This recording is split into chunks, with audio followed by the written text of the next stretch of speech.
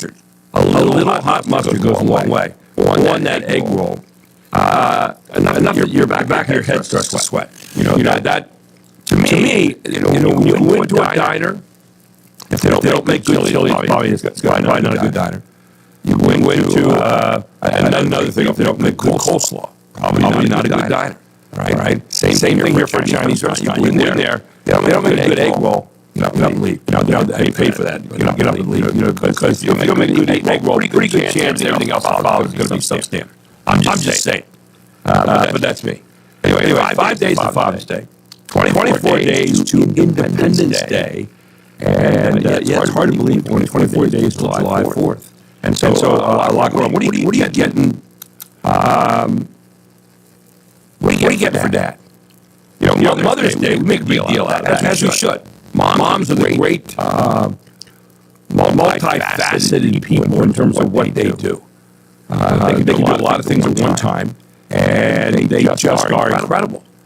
Guys, we're kind of drag the backs of our hands around, and go on. We're not really. I don't know if we are.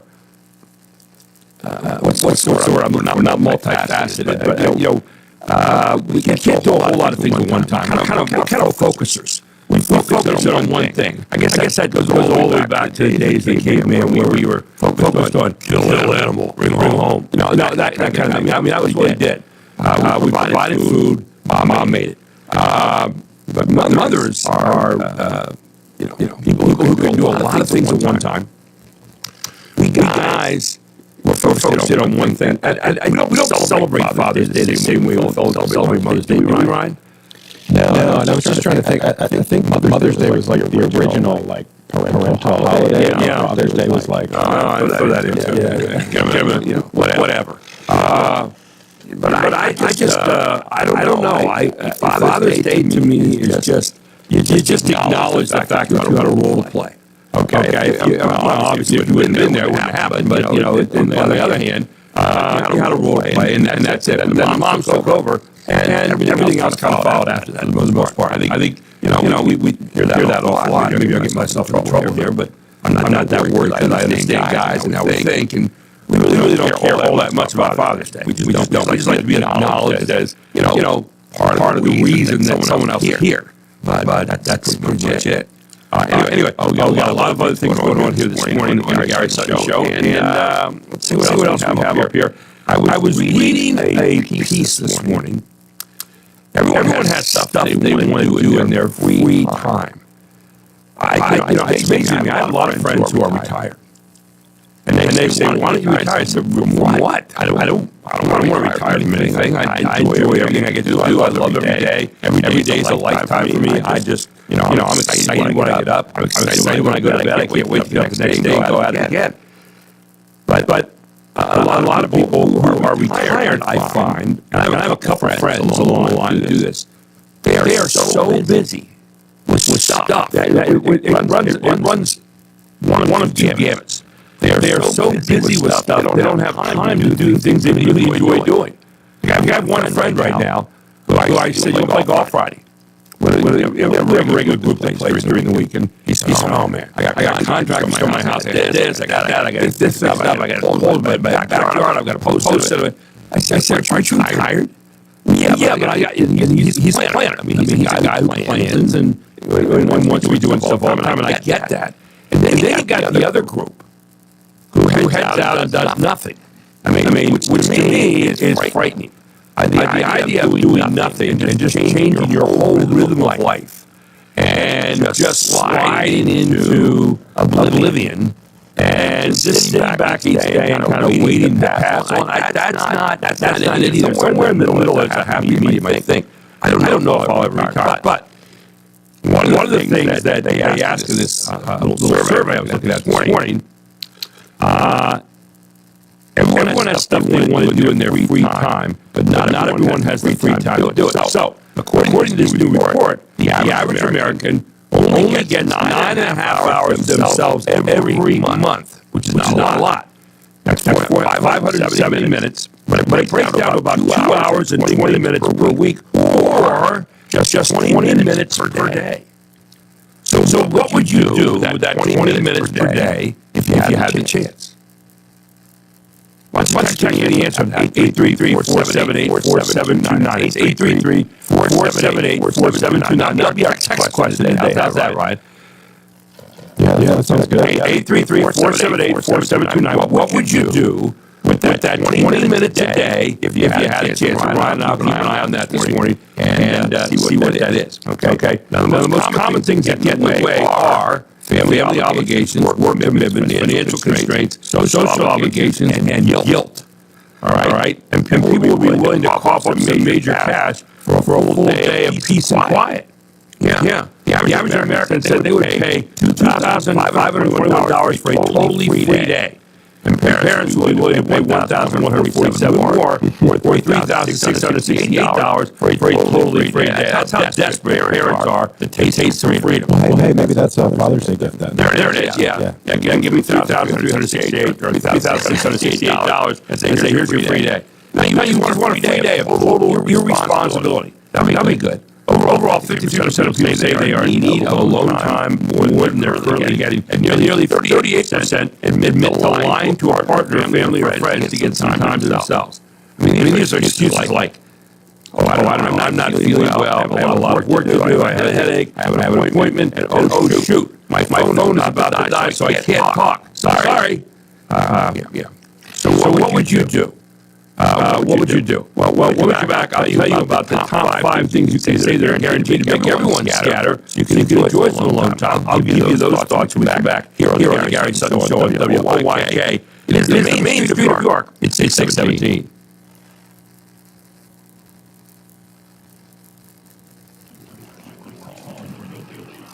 Okay.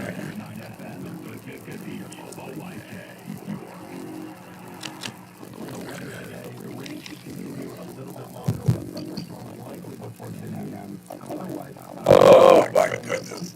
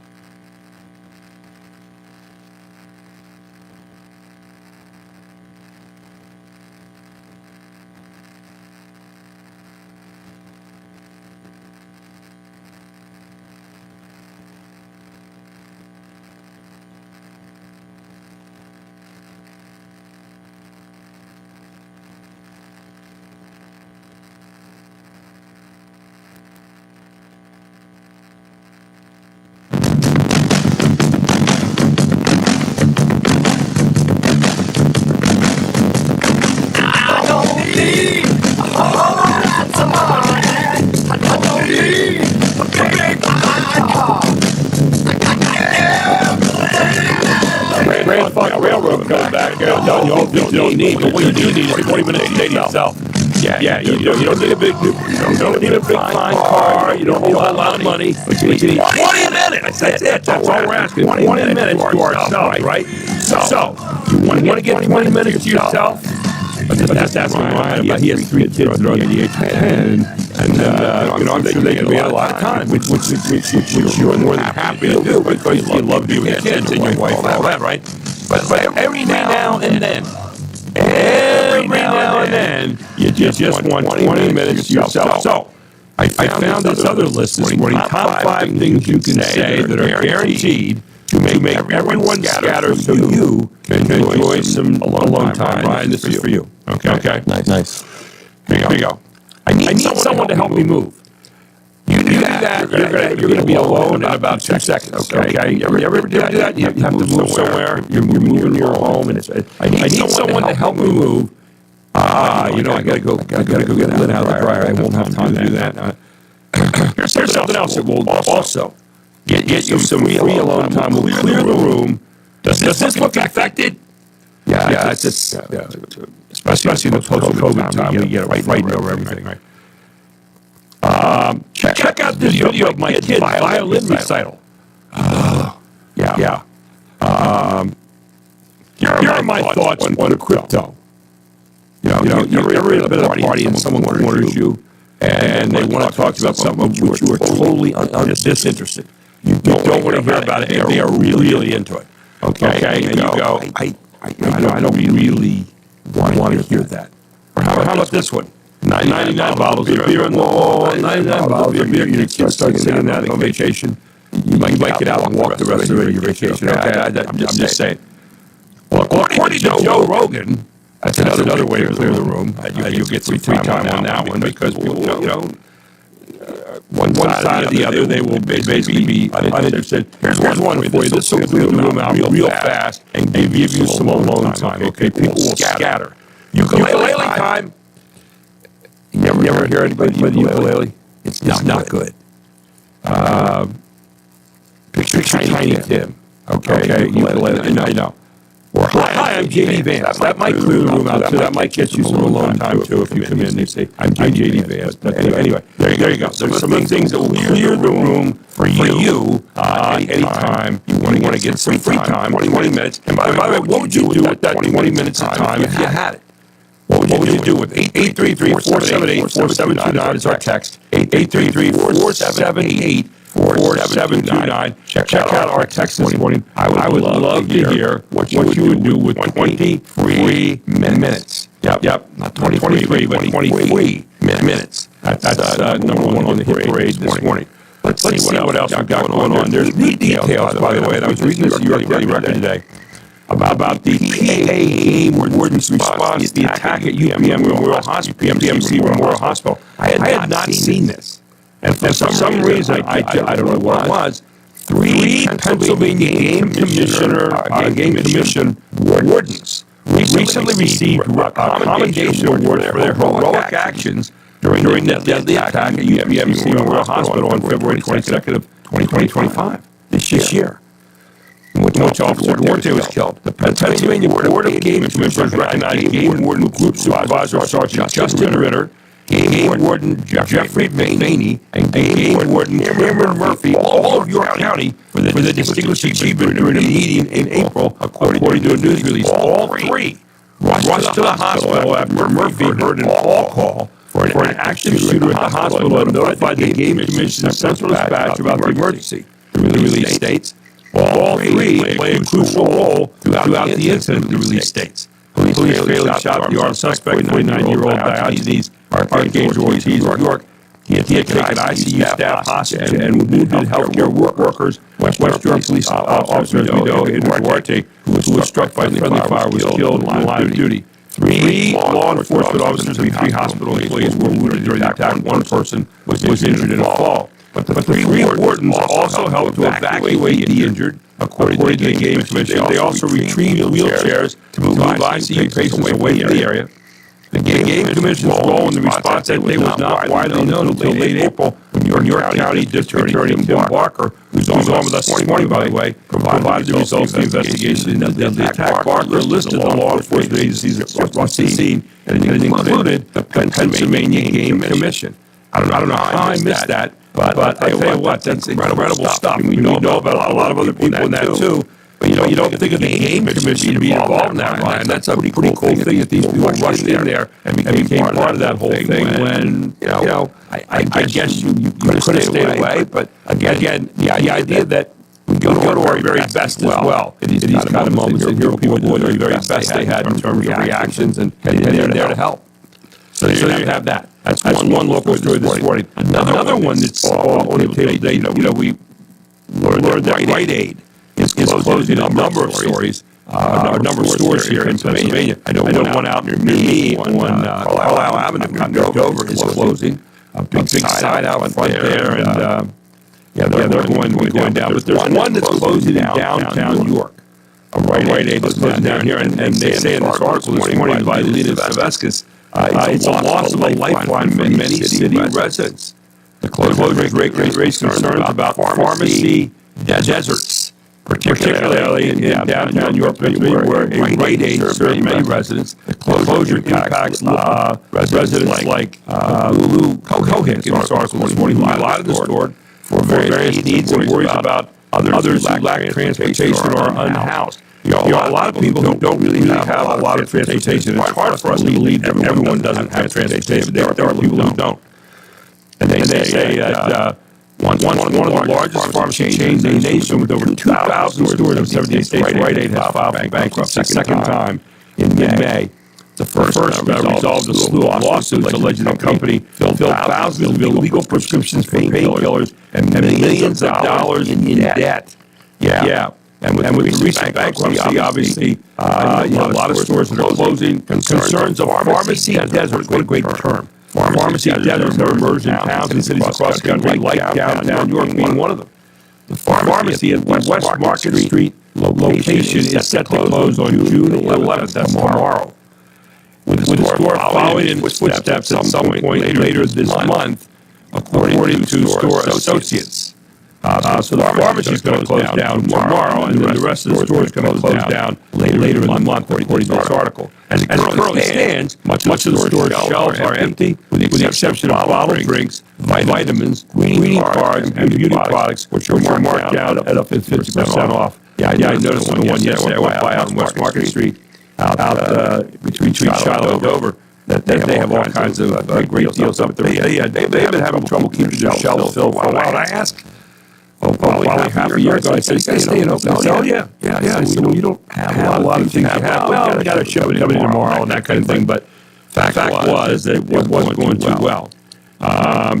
According to Silas Chamberlain, Chief Strategy Officer for the York County Economic Alliance, 24% of all Rite Aid visitors in 2024 live within a half mile of the store and can easily walk, bike, or drive there. Its closing down makes it more difficult to access basic household items, fill prescriptions, and access food. So these people are going to have to find new ways to do that. So it's a big part of their lives that when you look at 25% of the customers live within a half mile of this place in York, down on West Market Street. So it's going to be closing. Tomorrow the pharmacy closes. Later on in the month, the rest goes down. We have more news coming your way here on a national level next on the Gary Sutton Show on WOYK, where it is 6:30.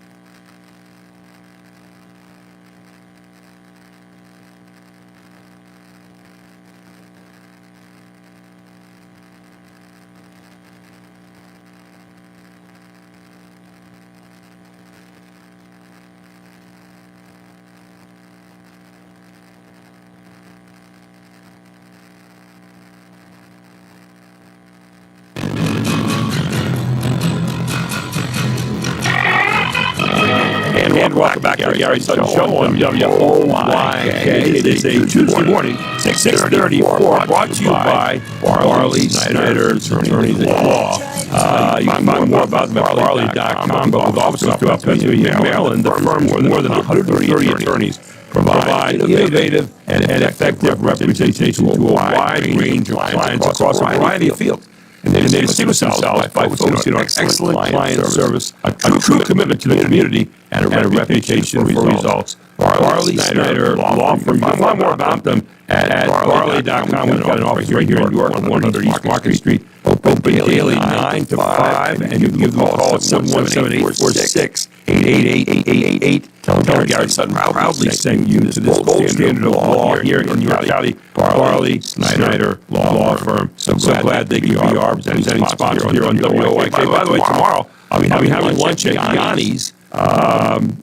Actually, I won't be having lunch at Yanni's tomorrow. I won't be out there tomorrow, but I would encourage you to get out there tomorrow. 310 Town Center Drive in York for some of the greatest Mediterranean dining anywhere. Stop out tomorrow at Yanni's and enjoy all the wonderful things they have. We'll be checking that out tomorrow morning with John from Yanni's to find out what they have big going on out there that day. So just a wonderful place to go. Anytime, a great time. They're open 11 to 8 every single day.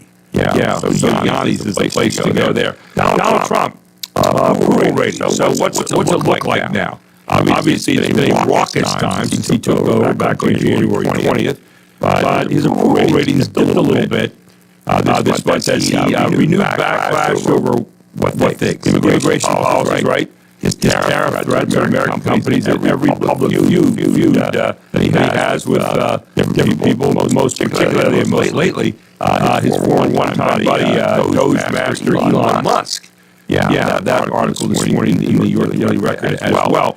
But last week, the president revived a controversial travel ban on foreign nations from 12 countries, including Haiti and Iran, and partially suspended travel of 7 more. He claims that citizens of these countries pose national security threats.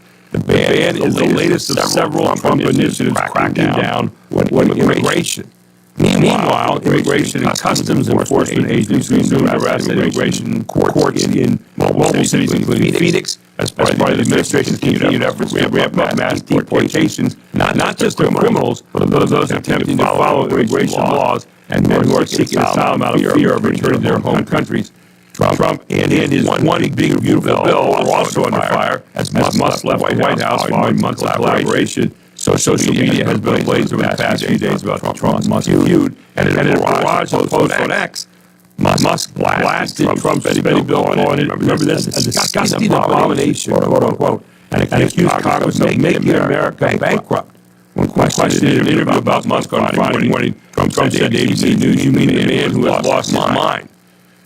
The president is also threatening to impose tariffs on 2 high-profile American companies, Apple and Mattel, despite questions by the U.S. Court of International Trade about its authority to unilaterally impose tariffs without action by Congress. So, amidst all that, so the president's rating down just a little bit over what was last week. The Economist magazine, for example, shows that 45% of people are favorable of Trump, and 50% are unfavorable of him, according to the latest update, June 3rd. A Rasmussen poll showed that the 50% approval rate and 49% disapproval rate of Trump, so he's slightly ahead of the disapproval there. A Morning Consult poll updated June 2nd showed 46% approval, 51% disapproval. His approval rating was 43%, according to the most recent Gallup poll conducted May 1 to 18. A Reuters Ipsos poll reported that as of May 18th, 42% of those surveyed gave him a favorable approval rating from his performance in office. And the American Research Group poll from May 17th to 20th showed 41% approval, 55% disapproval of President Trump. So it gives you an idea of where he is right now. And one of the things that is going to affect that approval rating is what he's doing in Los Angeles in terms of sending 2,000 National Guard troops over the weekend to quell the disturbances there. Now, he has sent another 700 Marines. The United States has deployed Marines to L.A. as protests spread in more cities. The Trump administration escalated its response to this mobilization of 700 Marines. deploying active duty military on the ground and increasing tensions with California officials. In fact, President Trump even suggested that Gavin Newsom, the governor, be arrested. I know. Again, the kind of thing you expect to hear about each day. But the turmoil comes as Los Angeles saw a fourth straight night of clashes between police and demonstrators rallying against the rising number of raids by immigration and customs officials, enforcement officials, also known to us as ICE, who local officials say have stoked fear in the immigrant-rich community. Now, again, is it an immigrant-rich community or is it an illegal alien-rich community? That's one of the things you need to kind of discern here a little bit. President Donald Trump and California Governor Gavin Newsom clashed again over the response to the unrest in L.A., with the state suing the administration for mobilizing National Guard troops in the city. Trump, meanwhile, suggested that Newsom, a Democrat, widely seen as a potential presidential contender in 2028, could be arrested if he interferes with federal immigration raids or responds to the unrest. I think both leaders right now are really kind of rolling the dice. President Trump is saying, my job is to keep communities safe. And from his vantage point, I think what he's saying is the governor and the mayor there, Shirley Bass, mayor of Los Angeles, are not doing that. And so in lieu of that, the federal government has to step in. Also, the unique aspect of this is that ICE is under the federal government's purview. And they are in charge of helping make sure that immigration policy is carried out. And so they're doing that. Now what place could you go to stir up the hornet's nest and go to L.A.? Where you're probably going to have more illegal aliens, more people who are immigrants. They're there for all kinds of various reasons than L.A. You go into Los Angeles, you're probably going to stir up that hornet's nest and knock around and really get them buzzing. And that's exactly what's happened. On the other side, you have Gavin Newsom, who is probably the next guy in line for the Democratic nomination if you looked at it right now. Now, it's not to say that is going to be the case in West Moore. You've got, our governor here, Governor Shapiro. So you got other people who are being mentioned right now. But Gavin Newsom is certainly a guy that stands out. And when you short of governing a country, California or New York are normally seen as governing like small countries here in the country. In our country, and so Newsom now is sitting back saying, "Well, Trump's just reacting. Trump is trying to just feed his own ego and all this kind of stuff." And I think he's throwing the dice and hoping that people will say, "Well, okay, it's not that you're not doing anything. It's Trump's doing all the wrong things." When in reality, some people might look at Newsom now and say, "What are you doing? Okay, if you don't like what Trump is doing, what are you doing right now in this whole process?" So instead, what he does is he sues the administration for mobilizing National Guard troops. So it's going to be interesting to see here what happens in this whole protest thing. LA protests have largely been limited to a few small parts of the city that spreads over several hundred square miles and is connected by a web of freeways. There was no sign of unrest in areas like Century City, Hollywood Hills, and Santa Monica that are miles away from downtown, with business and residents largely unaffected. However, incidents have started to spread beyond the city limits. Demonstrators rallied in San Francisco, Chicago, Washington, and other major American cities as anti-ICE protests intensified. If you recall in the beginning, when President Trump said he wanted to deport people here illegally, we said here in this show, it's not going to be pretty. There are going to be ugly moments. And you're now beginning to see this. It's not Chamber of Commerce stuff. It's not the stuff that we necessarily want to see. There's part of us that looks at the human being part. There's part of us that looks at the lawful or unlawful part. And it is going to be nasty. It just is. Police clashed with protesters in Dallas and Austin late Monday as well. According to local media reports, tear gas deployed to disperse a crowd near the Texas State Capitol building. The Trump administration is basically arguing that the conditions in LA are spiraling and the federal forces are needed to support immigration agents every store order. And the Defense Department officials said Monday that the Marines based at the Marine Corps Air Ground Combat Center in 29 Palms, California, were on the move after getting notice over the weekend. They're going to be there to help. The U.S. law generally bars the use of the active duty U.S. military, the Army, the Navy, Air Force, and Marines from carrying out domestic law enforcement. The deployment of Marines adds to Trump's order over the weekend that directed the U.S. Northern Command to assume control of the National Guard and dispatch them into L.A. So we're going to watch that story very carefully as we are on our fourth day of protest now. And it's escalating, believe me.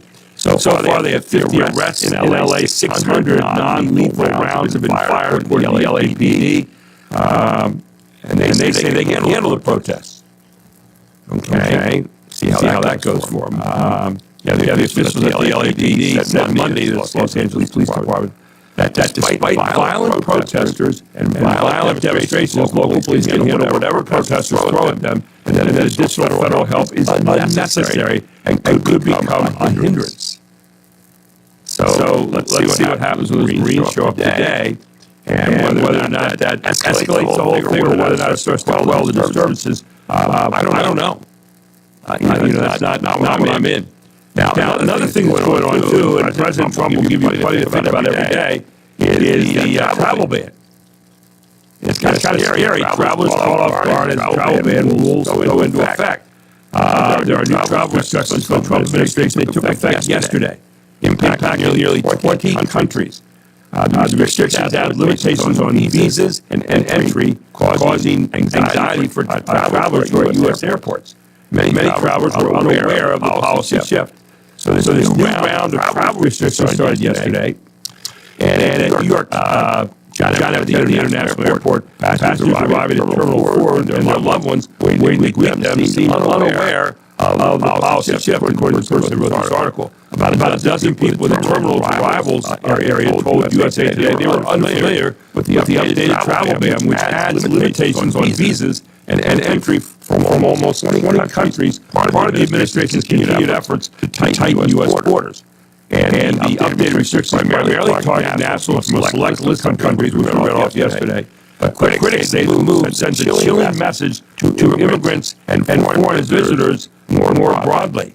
It's scary. It makes me worried. I'm affected by decisions to go home to visit my family, said Randy Wuxana, 33, who has lived in the United States for about 3 years. Wuxana, who's an Indonesian national, said he is preparing to return home later this month to renew his visa, but is increasingly uncertain about what might await him when he comes to the United States again. So a lot of people are saying, geez, we're going to back on trying to renew our visa, but we're not sure, A, that we will welcome to be able to do that. And it's a concern. The full travel ban applies to nationals of the following 12 countries: Afghanistan, Burma, which is Myanmar, Chad, Republic of the Congo, Equatorial Guinea, Eritrea, Haiti, Iran, Libya, Somalia, Sudan, and Yemen. They are the 12 countries on the travel ban, but additionally, partial restrictions are imposed on nationals from Burundi, Cuba, Laos, Sierra Leone, Togo, Turkmenistan, and Venezuela. Yeah. So what happens to these travelers when these countries arrive at the airport? Travelers from the fully banned countries who attempt to enter the United States after the ban takes effect will likely be denied boarding by airlines or turned away upon arrival in the United States. Those from partially restricted countries may face additional scrutiny, delays, or denial of entry depending on their visa type and purpose of travel. So that's what's going to happen. It'll be interesting to see, but depending on where you're traveling, you might want to be aware of some of the restrictions that are going on. We're going to take a break. We'll get back. We'll get some news radar for you. Ryan says that next on the Gary Sutton Show on WOYK.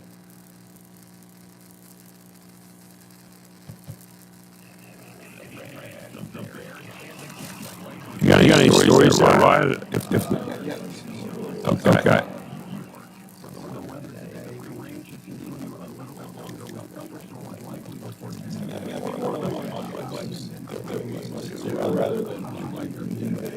Sure.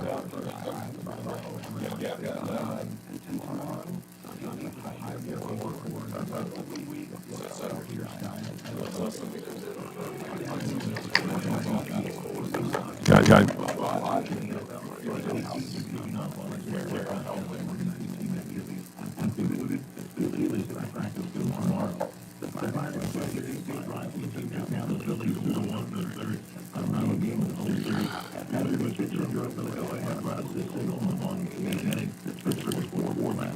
games. We love back tonight. We got Babylon Marlins versus Green. Mike really thinks about what happened with your progress. What's your unique for sure the best college World Series about years ago. At least you 12-5 and you're on 8 games back to Super Regional. In the NBA Finals, even that Dodger won 23 to 7 in Game 2 from Oklahoma. Shea goes beyond that with down there level of course.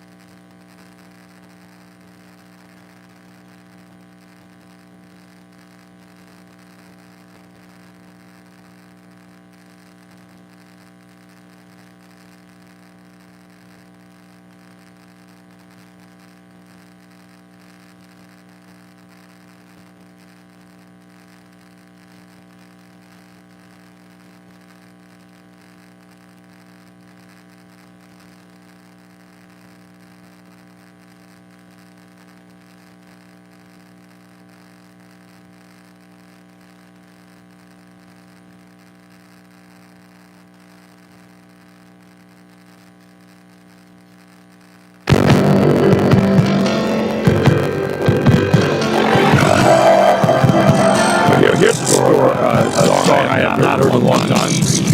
By example. Singing the lineman. Run Town Cowboy. That's it. Yeah. Rhinestone Cowboy. Yeah. And welcome back to Gary Sutton Show here on the main street of York. Right here on WLYK. By the way, we've got baseball coming up for you later on tonight. We've got the Revs back in Hagerstown again. They played them a lot lately, but they're came home, got a day's rest yesterday from Lexington, Kentucky, and now head back on the road today, back down to Hagerstown. And I'll be doing that game tonight. He'll be down there doing solo work this evening. And I'll be back with him on Friday night here in York when the Revs come back home. But just looking ahead tonight, the game time. First pitch will be at 7 o'clock. Check this. Let me make sure I'm right on this before I give you bad information. Yeah. Actually 6:10 tonight will be the airtime, and then 6:30 will be the first pitch. The Revs against the Boxcars tonight down Hagerstown. Del Henry bringing the call down that one. So 6:10 is going to be the airtime, and then first pitch again at 6:30. Tonight. So Brian, we've got some things going on the radar. What do we have this morning? Yeah, well, earlier when you were talking about ways to get 20 minutes, and you said just when somebody brings up crypto in a conversation, I thought about the same thing for me with AI. Somebody brings up AI in a conversation. Apparently, it's now getting into the healthcare possibly, and assisting with that. Let's hear the story. Doctors use AI models to scan medical images, analyze health records, and detect diseases. Now, more patients are also engaging with AI over the phone. Tech firms like Hippocratic AI are among those rolling out virtual assistants that partner with doctors to schedule appointments and check on patients to see how they're doing. Listen to this conversation reminding a real patient to check his blood pressure. AI, which stands for artificial intelligence. Would it be possible for you to take a blood pressure reading right now? All right, I'm ready. I've got it on my arm. Great. Your blood pressure reading is 144/73, and your heart rate is 90 beats per minute. I'll continue doing this once a day. I'm really just taken aback by talking to a computer. The AI assistant doesn't diagnose but does recognize risky situations like chest pains, and in those cases transfers the call to a human clinician. With Fox on Tech, B. Cowan, Fox News. Now, I'm a little unclear as to how that works. That's just kind of come up on its own? Is there something you have to dial or something, right? Or is it kind of a, it's there and it just kind of tells you, hey, it's time to take your blood pressure or whatever, or senses that you are, maybe getting sick, or maybe having a heart attack. I mean, it does have some positive applications here. Yeah, I'm guessing you just hook up some machinery and then run vitals or something, but it just seems like something that, I don't know, humans should maybe do. Yeah. Well, just kind of offsetting. Off-putting a little bit. Have AI talk to you. I get around the golf. Maybe the best around my life, and all of a sudden they say, "Do you have a place right now you take your blood pressure?" No, I'm playing golf. I'm out of the park. Come on. It's just kind of interesting. But I tell you what, I've been watching a lot of AI stuff lately. On my computer. It goes these AI apps. Like the other day, I wrote a note to somebody. Just wrote a note. And all of a sudden, up came this thing on my computer that said, would you like to rephrase this note? And I went, oh, no. I really don't. But the more I looked at it, I thought, well, I wonder what this would look like rephrased. And all of a sudden, it had all these different categories, like joyful, regrettably, it would have these different kinds of ways of describing the way it was going to write. So I pressed it. I just wanted to see, I'd already sent the note, but I wanted to see what it would say. And each one was a little bit different, but it was really well written. And I thought, ooh, that's scary. I mean, that it's that good. But one of the things that it did, I was invited to an event, to take part in this event. And so what it did, which was really kind of, again, off-putting to me, it said, I know what it was. I look forward to coming to this event and attending it. It was an RSVP. I had to respond. And so I did. I look forward to being at the event, look forward to, being there and seeing you and stuff, This thing writes, and every one of the other pieces that it wrote replaced what I had, which I had already sent, by the way. It said, and I look forward to helping you in whatever way I can. It's like, can I bring something? I had no intention of bringing anything. It didn't ask me to do anything. I wasn't organizing the event. I wasn't really taking part in it as a helper. And all of a sudden, it gave me a responsibility saying, what can I do? Why? I was just accepting the invitation to come. And this was not a situation where should I bring something along to eat. It wasn't that kind of situation. So it was really kind of weird that it threw that in there, on its own. And thinking to myself, well, you're taking a little too much responsibility here, AI. You don't need to do that. So anyway, I don't know how many of you have tried that, but let me know your thoughts on AI. Is it getting too intrusive, or is the kind of thing Ryan read about a moment ago maybe a little bit more helpful in terms of something that could save your life in the long run? I actually have a thing up here on my chest. It's a monitor that I had a stroke, some mini stroke, while I was on the air. I couldn't talk for like 8 minutes. And so I went to the hospital. And I haven't ever had anything since. And they think there was something like micro, kind of mini stroke. I forget what they call it, PMIs or PMSs or something like that. But anyway, so they put this little monitor in my chest. They said you keep it there for life. But I have a little machine at home that monitors that and kind of lets people know somewhere if I'm having a tough time with my heart. And so I have the, that's why when I'm near my bed, I don't know if they can tell anything between now and then. So I guess if I die, they at least know that I died next to my bed, and that would be that. But, that's not really AI so much. But the AI stuff is intriguing to me. The more I look at it, the more I read it, the more I read how it changes things. But you have to be very careful. Don't let it have responsibilities, okay? Because sometimes it does a little bit more than maybe it's supposed to do, okay? Just a thought on that. Anyway, coming up next hour, we've got James Sanders, who's going to be here on, he's our business blogger, and we're going to be talking about Gen Z and quiet quitting. Have you heard of quiet quitting? Well, James is going to tell you all about it, and why quiet quitting is the Gen Z group's way of rejecting an old model. So he's going to be with us at 7:05 on that. And then Chris Hauser from State Farm is going to join us to talk about some of the insurance questions that come up about our properties. And with summer vacation on our minds, and a lot of us talking this morning about where we go for summer vacation, she's going to talk a little bit about summer home maintenance for a lot of you here on the Gary Sutton Show, where it is 7 o'clock.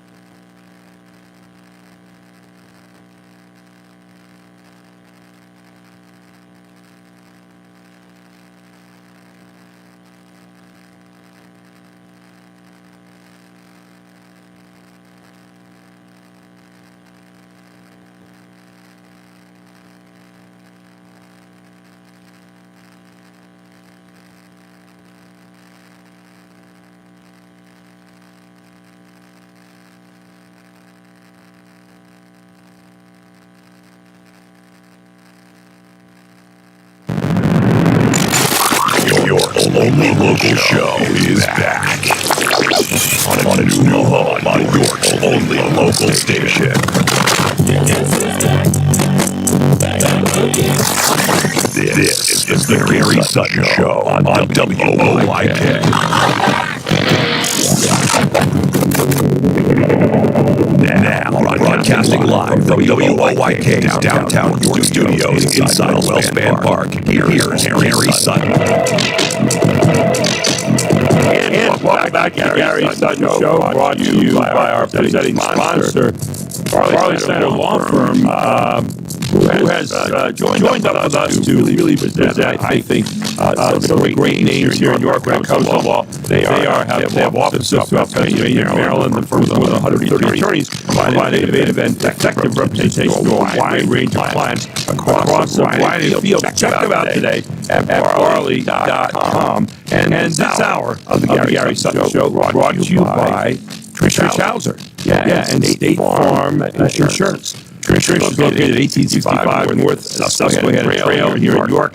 And you can give her a call at 717-848-4336. Open daily, 9 to 5, Monday through Friday, closed on Saturday and Sunday, but ready to help you with all of your insurance needs.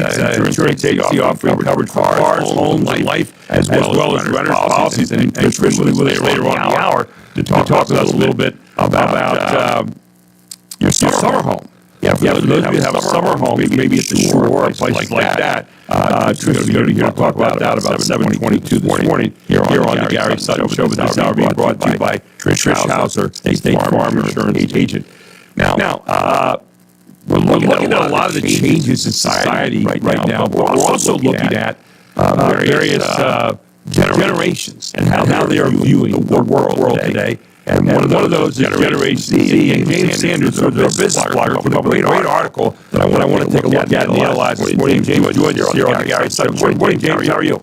Hey, Gary. This is a great article. Gen Z, quiet, witty. They're not quiet, witty. That says this article from Fast Company. They say they're rejecting outdated leadership, like companies that fail to evolve will lose an entire generation of talent. Tell me a little bit about this article. It's fascinating. And I get these articles like some dates, and I know we've talked about quite a number of different times, but it's important to me because we're bringing on a younger generation at our firm, and as one of the leaders, I'm trying to understand how to better communicate with them. And it comes down to when I read this article, I think it's a new concept. It's communication. It's learning how to communicate. It's setting boundaries. It's setting goals for somebody now. It's not something new that we're inventing here. I think this article hits on that we've lost the ability to understand how to communicate over time. And Gen Z generation, they want that check-in. They want that discussion. They want that stop by me just to kind of see how they're doing and what they're doing. It's not necessarily like micromanage them per se, but to know that they're relevant in the actual company. And I think if you look at companies that have strong cultures, they have that almost ingrained innate sense of your leadership that's there, and they do that check-ins with their staff on a regular basis. Again, not to micromanage, but more so just checking in and see if things are moving along. What's kind of interesting as I read this article, and I wanted to get your take on it. The quiet quitting, by the way, has become kind of a phrase for Gen Z workers where they disengage from the workplace. They say, my leader is not, he doesn't really care about me.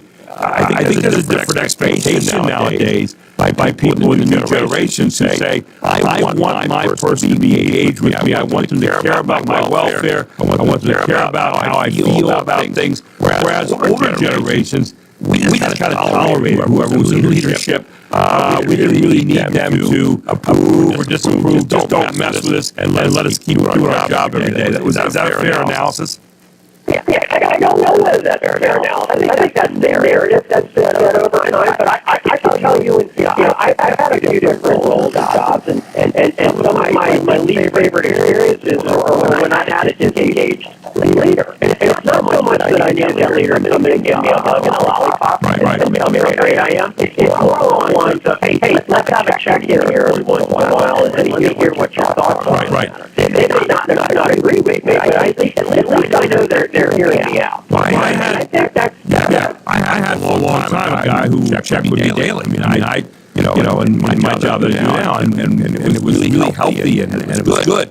But then later on, you had a group of people who really didn't check with me at all. And so I thought, okay, I hope I'm doing well. I think I'm doing well. But I had to kind of do a lot of self-evaluation, and it would have been nice to have that interaction at least. And I didn't have that. I never thought about disengaging because of it, because that's not in nature. It's long term. And in today's world, this was not in the article, but in today's world, people might have 3, 4, 5, 6 jobs during a lifetime. I thought about I've had 2 for the most part, and a couple other roles in different things like gig things, but I do 2 basic main jobs in my lifetime, and never thought about jumping out of that. Just thought, I've got a boss here that's not real good. I've got a boss here that's really good. I've got a boss here that's not engaged. I've got another boss here that is engaged. But today, the demand is more of, I'm not just going to tolerate you. I want you to be there and focus on my mental health. I want you to care about my job. I want you to care about my family. I want you to show me some feeling here in terms of how you interact with me. That's where it is today, right? Yeah, I completely agree. I think people are more open to sharing where they stand with things, and they're willing to take that risk and leave. And I think that's a mark of our culture. People look at that as you're not being loyal to the company that they gave you the opportunity. Well, I look at it as the company's not being loyal to fostering talent underneath and allowing them to grow over time. So in my mind, it's more mark of our society right now where, there's so many different opportunities to be able to make their way in the world. There's so many different, it's very flexible with the digital economy out there that people do feel they have the ability to shift and move and switch around and make these different types of changes. That being said, I still think it comes right down to reading the room and understanding who are working for you, and that's the way to communicate with them. And if not doing that, you're essentially just being a boss, not a leader. Let's go back and take a look at Gen Z. Now, how old would Gen Z be? Now, what would be the age parameters for Gen Z?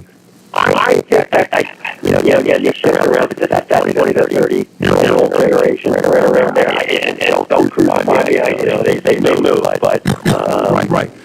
But the point being that a lot of grew up around early 2000s, mid 2000s, and so they grow up amid what? You got economic uncertainty. You go through a recession during that time. You got social justice movements all over the place. You got an increasing focus on mental health, which I think is a good thing. So they don't just want jobs, that says in the article here. They want workplaces that prioritize psychological safety, transparency, fairness. They're looking for all that because they didn't see that at all in the atmosphere of which they kind of burst on the scene as adults. And yet many companies still, they say in this article, cling to outdated management styles, which are rigid hierarchies, inconsistent expectations, and vague career paths. In other words, when they come in, they want to know if I did this, so, this is where I can go. And in a lot of cases, when you go into companies, you don't know where you're going. You don't know how much room you have to get higher and so forth. And they say if leadership is unclear, unresponsive, or inequitable, Gen Z isn't going to stick around and suffer in silence. That's not quitting. That's just self-respect, they say in the article. I completely agree with you. And again, it's looking internally and saying, what's my self-worth, where am I going, and it comes down to what are my own personal values. Do my own personal values match what this organization's values are moving forward? If the organization's values match with the personal values, then you're going to have a movement. And that's why it's so important, like in our firm, and when I see companies that say, hey, they've got a strong culture, and they're able to express that culture, and they're able to look for people that match that culture, and when you don't match them together, you have a minute there, you have people that leave over time. And what's interesting is it says here they don't want a charismatic leader who inspires them. They want fairness. They want clear expectations. They want leaders who actually listen. And they say when those elements are missing, disengagement is inevitable. Is there any other qualities beyond that model that they're really looking for that you can kind of pinpoint, James? This is where I diverge with this opinion. I think people are always looking for leaders. It's not leaders necessarily that are going to tell them what to do and micromanage. Leaders that are going to inspire them over time. Okay? And if they're not getting inspired, then they're going to look elsewhere for that leadership. I think that's a common trait of any culture and any society over time. If you don't have an inspirational leader that's able to express exactly what their beliefs and values are, it's very, very tough to get people to follow you over time. And leaders will follow this. That's always going to be the case regardless, whether it's Gen Z or baby boomer or whatever. Strong leaders, they're charismatic and listen to what their people are saying to them and adopt them in the most practical sense. Are the ones that lead organizations and companies and countries that do well for a time. And yet at the same time, they want kindness, they want fairness, they want structure. Okay, that seems to be one of the big demands. We have kindness, fairness, structure, because you're tired of having these people who just kind of have that hierarchy and lord it over you a little bit. And some people do that in the old model, and they're saying, no. We want kindness, we want fairness, we want structure. And again, I think your point about inspiring is really important, but they want to know that there's a person there inspiring them who's willing to do the work with them. And again, as they do it, they want to be kind, they want to be fair, they want to have structure so that you know where you're going to go to advance during the time in your business. Final thoughts this morning, James. Yeah, and the kind of thing, I mean, everybody has a perception of kindness over time and what that means. They might still think very, very kind to them when I'm telling them they can't do things when they're 5 years old, but then they see why when they're 25 years old. I think I judge kindness with consistency. Be consistent with what you're doing and how you're doing it. The other two factors are just as critical. Consistency, in my mind, is critical to an organization. And great stuff this morning. Wonderful article, James. Thank you so much for dissecting it with us. Looking forward to next week, my friend, and have a great rest of this week, okay? Thanks, Gary. James Sanders, our business blogger. You take care as well. James Sanders, our business blogger, right here on the Gary Sutton Show on WOYK, with some great articles every morning. When he joins us on Tuesday mornings, right here on the main street of York. When we come back, how many of you own other properties that you use during the summer? You like summer homes. Maybe you have a trailer, maybe you have a home somewhere, maybe you go somewhere during the winter. Well, what are you doing in terms of maintenance? Well, Trish Hauser from State Farm Insurance is going to join us to talk about a checklist. What things you should be doing. And if you haven't thought about this, maybe you will be after she gets done. She'll join us here at 7:22 on the Gary Sutton Show on WOYK. Take a break. We'll be right back.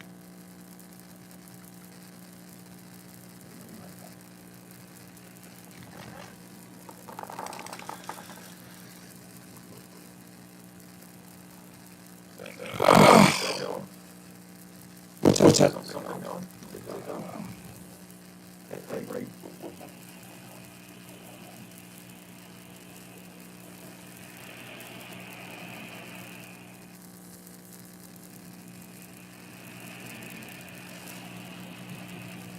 Not on.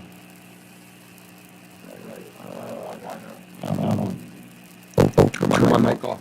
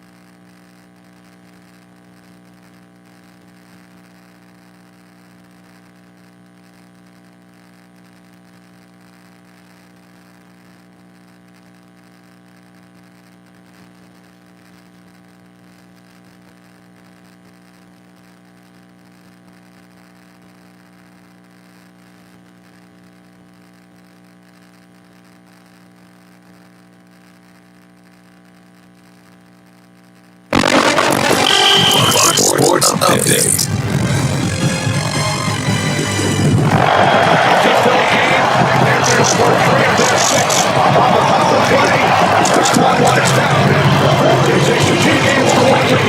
On TNT, the Florida Panthers dominated Game 3 of the Stanley Cup Final in Sunrise. Unlike the first two games in Edmonton, which decided in overtime and double overtime, this one was never in doubt. The Panthers led 2-0 after one period, 4-1 after two, and 6-1 by the end of the game. Power play goals by Carter Hayton, Aaron Ekblad, and Evan Rodriguez. Brad Marchand opened the scoring for Florida, the oldest player to score goals in each of the first three games of the Cup Final. Sam Reinhart and Sam Bennett also scored for the Panthers. Bennett scored his league-leading 14th goal in the Stanley Cup playoffs. The Panthers now 2 wins away from winning a second straight Stanley Cup. Game 4 will be in Sunrise Thursday. The NBA Finals pick up tomorrow in Indianapolis. The Pacers and the Thunder are tied 1 game apiece. Cleveland Cavaliers All-Star guard Darius Garland had surgery Monday on the big toe of his left foot, expected to make a full recovery in time for training camp. Fly all the way back. Just never on the way below. And it's a walk-off grand slam. Just the third walk-off grand slam in Diamondbacks history. And the first since Ryan Roberts back in 2011. Second career walk-off homer for Naylor.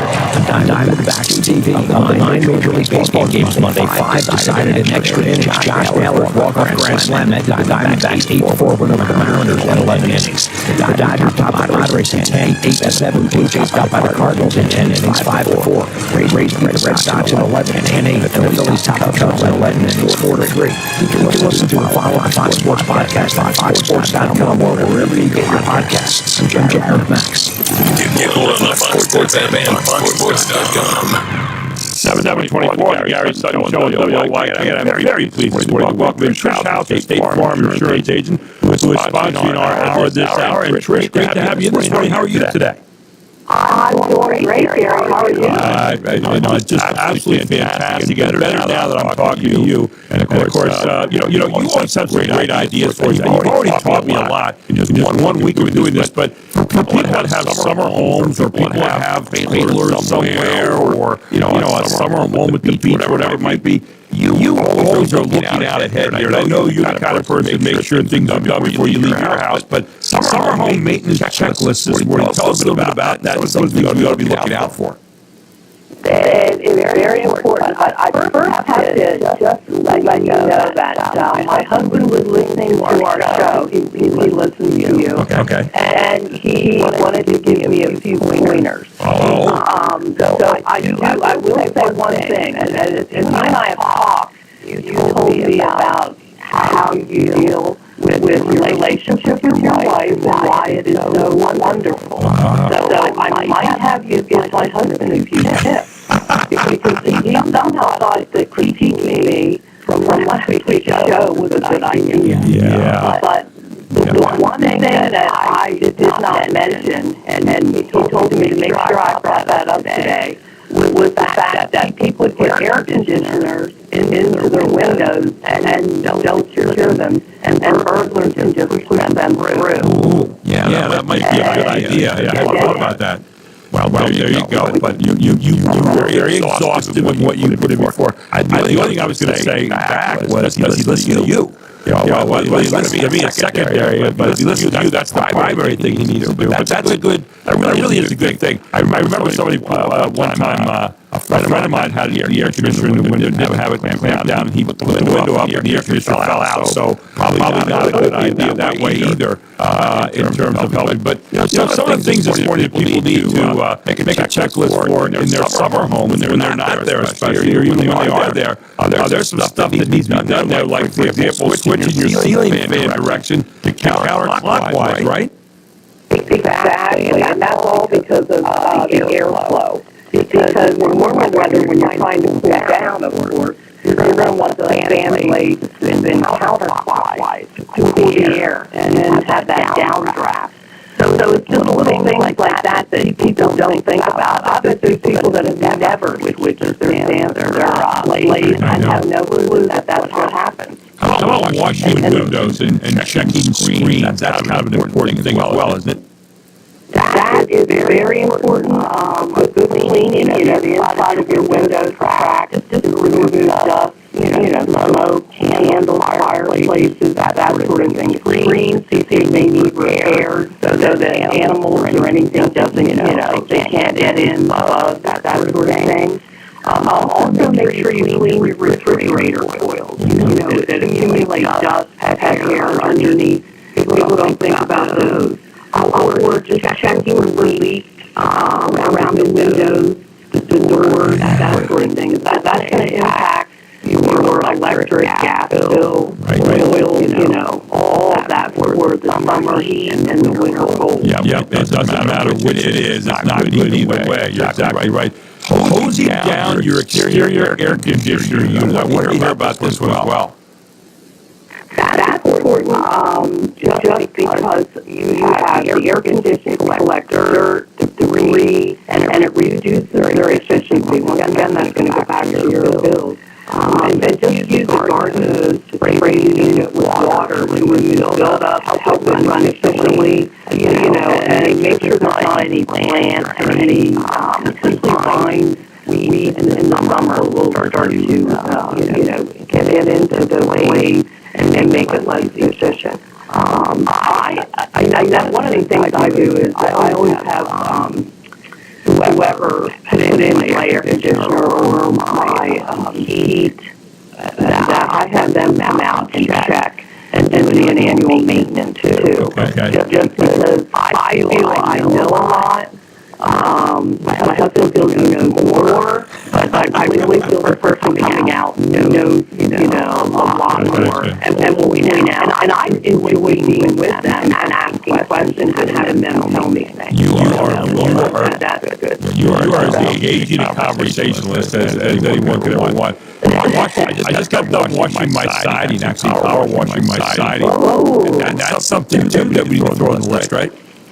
Yeah, you want to wash your siding, because that is going to help you with coat, does it need paint, is there any damage, is there any crack, anything that happened over the winter.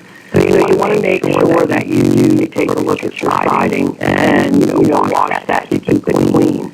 Then, of course, you always want to look for bugs and critters. You want to check your garden and see what trees, shrubs, infestation. We've had a problem in our area with our oak trees.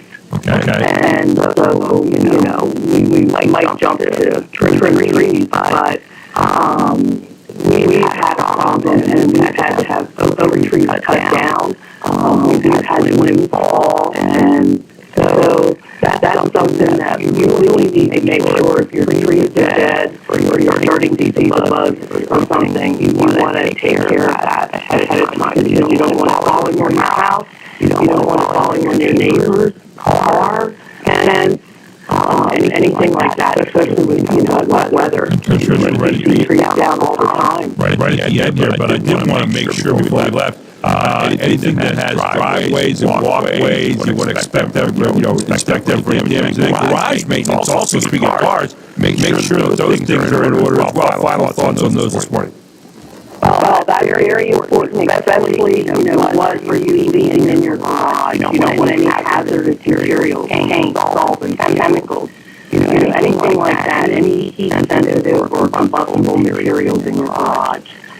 Because that just is an accident waiting to happen. I'll tell you what, when it comes to great advice, Trish Hauser, State Farm Insurance has it for you.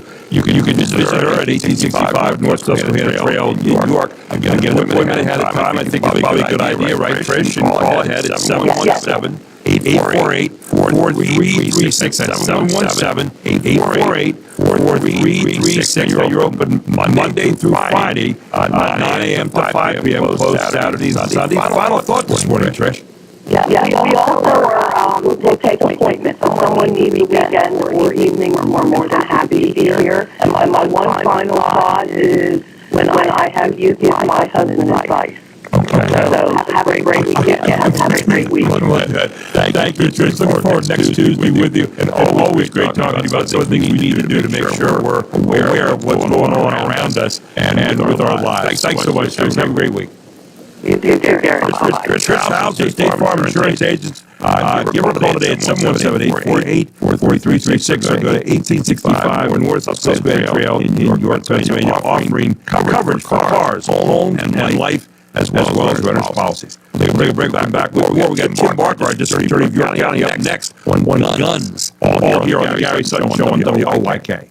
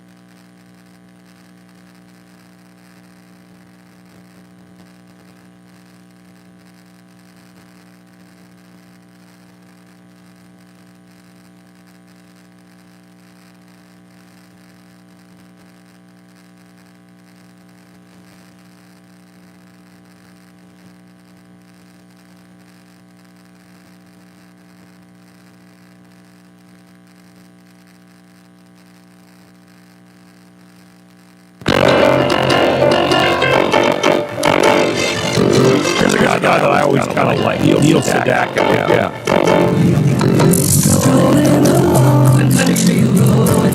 He did a slower version of one song, "Wanna Dance." That one of the best. "Wanna Dance." I think that was another one. He had done the fast version of it. But yeah, Neil Sedaka, one of the great artists of all time. I do want to remind you this hour being brought to you by Chris Houser, State Farm Insurance. Right out there at 1865 North Susquehanna Trail in York. I tell you what, you just heard Trish going to go great conversations. A person who's going to listen to your needs and really help you. and that's what she does so well. Whether it's dealing with cars, home, life, or renter's policy, she's ready to help you and go the extra mile to make sure that you are satisfied. Give her a call at 717-848-4336, 717-848-4336. Open Monday through Friday, 9 a.m. to 5 p.m. We'll take appointments, and sometimes work with you there on the weekend. So give her a call today. Outstanding agent here for State Farm right here in York. We're so proud to have her as part of our program. I want to take time this morning to stop by and chat with Tim Barker, our district attorney of York County. Wanted to get into guns a little bit this morning, but I also wanted to ask him as well about the game wardens who rushed to UPMC back in February. And say good morning to Tim Barker, our district attorney of York County. Good morning, Tim. How are you? I'm doing all right. Hi, Gary. And breaking up is hard to do. I think of Wheels Back. That hit the top 10 in early 76. Yeah. He did that fast version, that number one, and then the slow version. That one hit the top 10. You always amaze me. You are right on top of your game when it comes to all this stuff. Break it up is hard to do. He did a fast version, then he did a slow version, didn't he? And the slow version was like, wow. It was much better. It was really a great torch song kind of approach that he did to back in. And it was the only song ever go ahead and hit top 10 in two different versions by the same artist. So it was he had two really impressive runs in pop music, and that 70s run was really good. That was when he was being also part of Elton John's record label back then. Wow. And they used up that bad blood. Yeah. Well, I tell you what. What a Renaissance man. I did not know all this about you. I'm learning a lot of stuff about you each week. I know that. And Renaissance man comes to mind here. Well, music is actually one of my greatest passions, and I study a lot of music, music constructs, music theory, music history, as well as did a lot of different musical shows, and still did that stuff. I still do that stuff when we get together every other year for the Barstool Association charitable event. I still go on stage and make a fool of myself for good causes. But I was involved in choirs and things like that. My love music has been true passion. Yeah. I was a music major for 2 weeks when I first started college, and I changed the history, but I still played the whole way through. And my family comes from music background, so I share that kind of passion. And I wanted to ask you questions before we get into guns. There was a great article out this morning about the role of the game wardens at UPMC on February 22nd, and you were the first one to kind of point that out. A lot of us didn't know there was like an all-call that went out that day to try to get help coming to the UPMC. And we had 3 game wardens that showed up there on that day who were also part of the many heroes that we had on that day. Talk about that just for a moment. Yeah, sure. So when the nature of a call like that, an action shooter, the way in the capacity was, available law enforcement from all over came to respond to us in any way that they could, and that didn't include the game commission. They were available, they were here, they were able to go ahead and respond, and were willing to do anything they could to assist. And this is where, when I talk about the really awe-inspiring aspect, watching law enforcement from different departments and different backgrounds come together and take instruction and fall in line for a given approach and never changing situation. This is an example of what I'm referring to. There were no egos. It was all coming together and filling your position with what you should do, because it went quickly from action shooter to hostage situation, and then of course to the actor bursting through the door, the quintessential hostage moment. And all of that required constant communication, adjustment of plans, adjustment of approaches, and this was this was part of the game mission. They were a part of it, and they fell in line with the responsibilities that they were asked do as part of the greater mission, the greater aspect, as how law enforcement was going to engage that. So impressed with how many different people have been in so many different places, so many different maybe methods of doing things, yet they all managed to be unified in the long run. One of the things that happened here is National Gun Violence Awareness Day, I think on June 6th, if I'm not mistaken. And there's a new GVI gun violence report out that's being issued, and the numbers look pretty good here for York. I want you to talk a little bit about the gun violence reduction through GVI. And again, remind people what GVI is this morning, Tim. Sure. GVI is Gun Violence Intervention Initiative, and we began this back in 2016. It was started out of suggestions between then Mayor Brady and then Police Chief Wes Haley and our district attorney at the time, Tom Kearney, and it was looking at a collaborative approach utilizing solutions that were developed by David Kennedy, most notably in his book, Don't Shoot, and we maintained a relationship with them through the years. And it had ups and downs in terms of getting our footing under us, and a real downturn, of course, occurred once 2020 and COVID-19 hit, and that's something that really became stark in terms of the statistics when we were looking at what was going on. But we did a reboot, and under Commissioner Mike Monroe, hiring of Tillo, who is our project manager, and under also the way that law enforcement has such a good targeted approach, but we have full engagement of the community as well, and service providers. We really enhance that three-legged stool approach that you have to have. And if you don't have any leg that's not supporting this initiative, then you're going to wind up just seeing it collapse under its own weight, as you would with the stool. One leg approach, the stool collapses. That's exactly the same thing here. Just this question, Tim. As you did the reboot of the gun violence initiative, what were the things that you changed? You said before it kind of had, it went okay, then it didn't, but now it seems to be working pretty well. What is making it work better now that you changed in this reboot? So I'll begin the first. Law enforcement approach has been very targeted and comprehensive on specific perpetrators of violence. That's one of the first things. And their methodology of engagement and that message is very clear.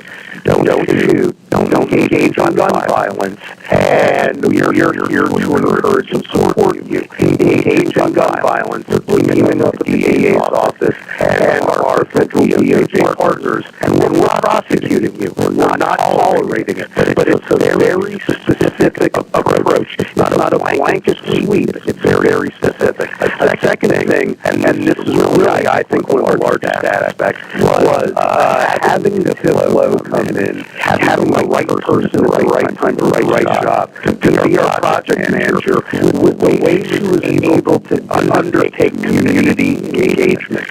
Prior to her coming in, we had ups and downs in terms of getting a real community engagement buy-in, and unfortunately, our one individual, Neil Alexander, he's been a community representative since the very beginning in 2016. There's three of us that are part of this since 2016, me being one of them, and Bill Miller, head of probation, and Jamil. Jamil sometimes was on an island, where it's like we would have all these ups and downs and how things would go.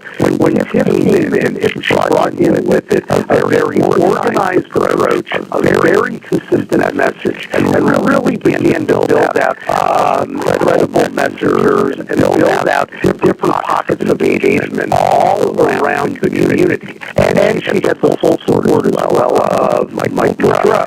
So they were going out together, communicating together, and really when you watch the harmony that exists between the New York City Police Department, great work by both folks like Matt Irvin, Dan Lentz, Mike Moreau, and how they go in harmony with Tiflo and all the engagement specialists, and it's been an ongoing, really just intense methodology that's been underway. And right at the end here this morning, right at the end this morning, I want to get just the final comment on this, to kind of close out this morning. Because I've heard a lot about Tiflo, and I've never met her yet, but I've heard, what a communicator, and she seems to have a way of getting to people before stuff happens a lot of times too, which is really integral to what all of you are doing right now. Final comment.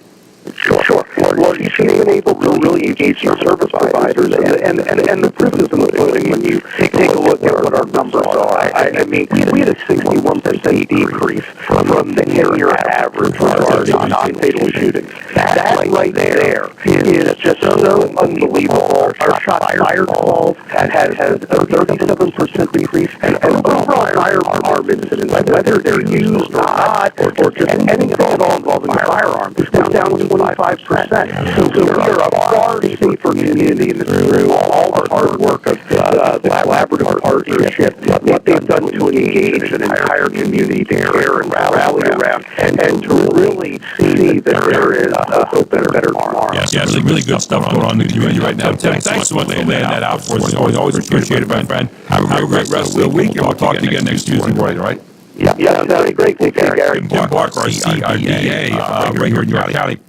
This morning on the Gary Sutton Show. And you heard about Tiflo, and Tiflo is a person who's kind of working behind the scenes a little bit, although she's out there every day. But it's people like that are really communicating within our community with people of all kinds. Maybe get to that crime before it ever happens. We'll take a break, back here on the Gary Sutton Show. It is 7:48.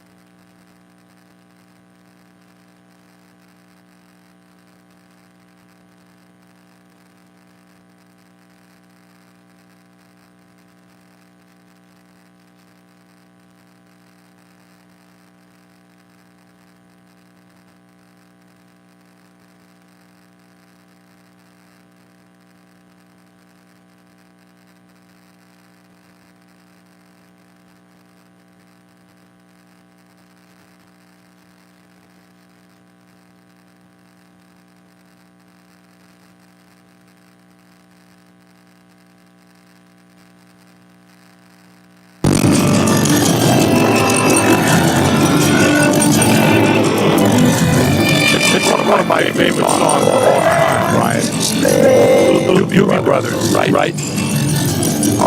Doobie Brothers put out a brand new album, by the way. Someone told me the other day it was really good.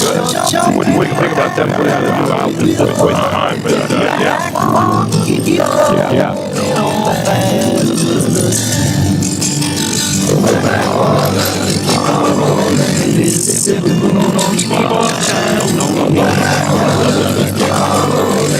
the only Michael McDonald in this one, you don't hear his voice.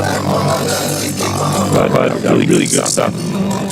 Anyway, welcome back to Gary Sutton Show here. Don't forget tonight we got baseball for you. The Revs are at the Hagerstown Boxcars, flying Boxcars tonight. Daryl will be on there at 6:10 this evening. First pitch at 6:30 tonight. 21 into tonight. The York Revolution, 4 games up. That's exactly right. 4 games up right now on the Long Island Ducks, who are in second place, 21-18.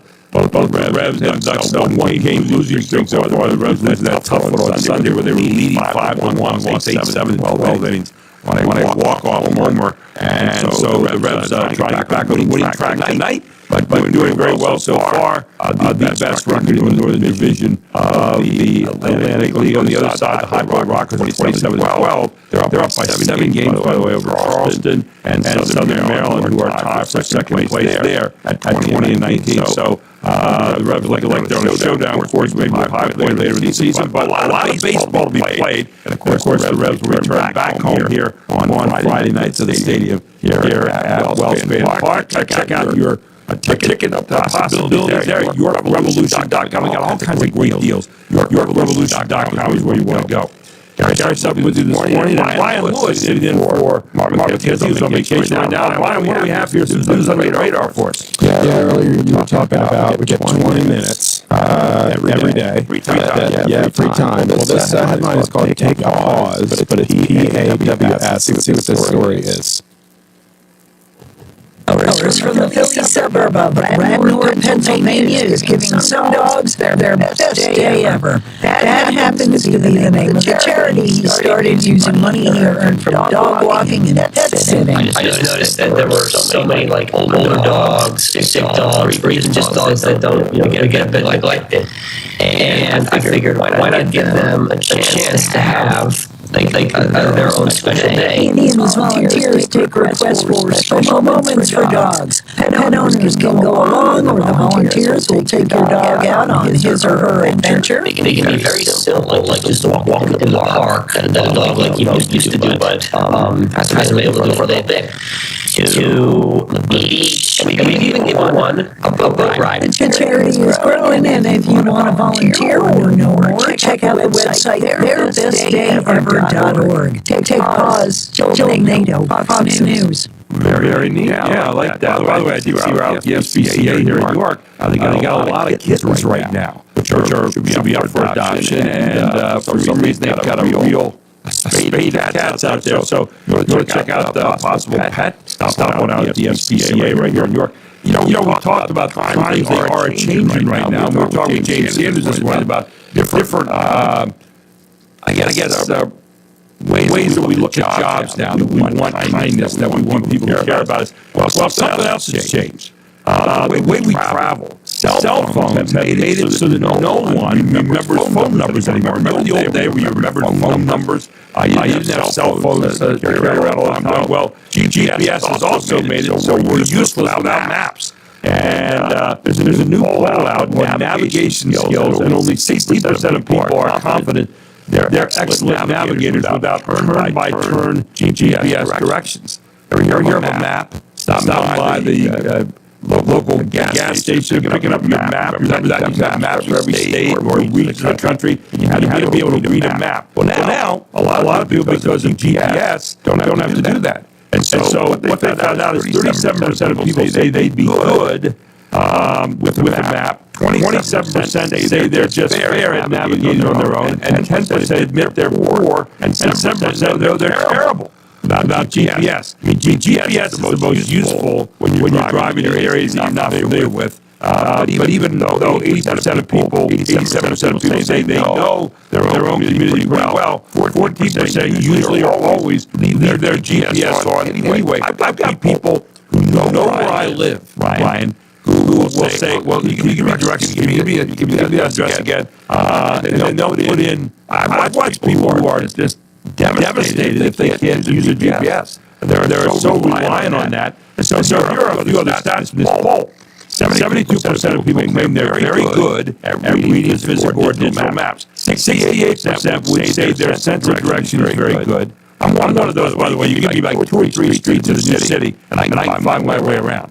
You mean New York Avenue in Washington, D.C., and I'll get out of town. I'll find my way around. New York Avenue, Connecticut Avenue, I'm good to go. I will find my way home. 63% say they usually remember a new route after having traveled once. That's me. Usually have one time, I've got a new route down. I'll know. I don't know how many other people are like that, but I'm pretty good. And knowing your directions generally. 61% said they're very good at giving directions. 59% say they enjoy reading maps.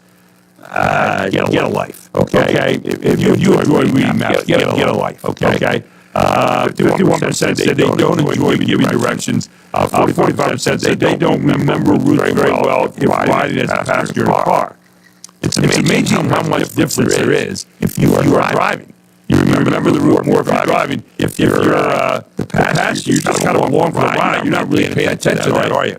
And 28% say they don't have a very good mental map of their environment. So kind of interesting that only half of us can navigate without turn-by-turn GPS instructions. I found it to be a fascinating 120 run. Yeah, I kind of wondered whenever that stat, what the breakdown is between men and women on that. You know? I did not see any breakdown. And even percentage of confidence. No. I think you know, but you actually don't. Yeah, I don't know, and I don't want to get in trouble with that either. You wanted an area that I'm smart enough to stay away from. I am not. Now, my wife will admit to not knowing directions as well as I do, but that's okay. She has all kinds of other strengths that are much better than mine. I do want to remind you that this hour has been presented by Trish Hauser at State Farm Insurance out at 1865 North Cliffsville Trail here in New York. Insurance agency that offers coverage for cars, homes, and life as well as renter's policies. She does a great job of listening, ladies and gentlemen, and can help you. Give her a call today at 717-848-4336, or you can maybe stop by and arrange a visit from 9 a.m. to 5 p.m. Monday through Friday. It is State Farm Insurance, Trish Hauser, sponsor of this hour, right here at the Gary Sutton Show. Jamie Northwell up next. It is 8 o'clock.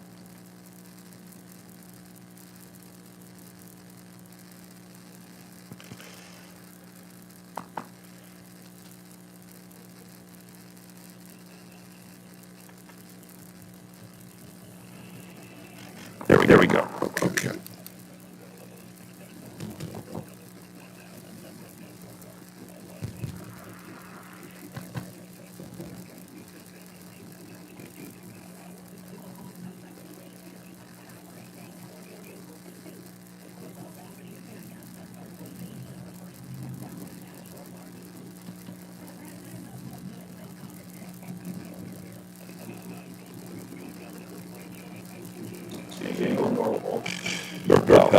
Doorbell. Yeah.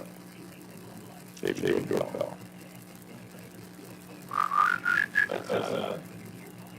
Aaron's, Yep.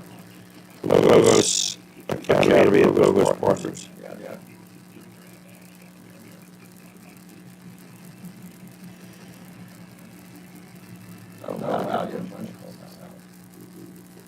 Of the text. You get in there and answer those right away.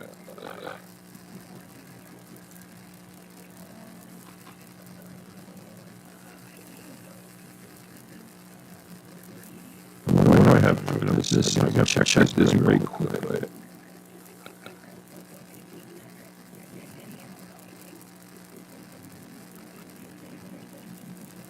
Oh, you mean on the script? Yeah.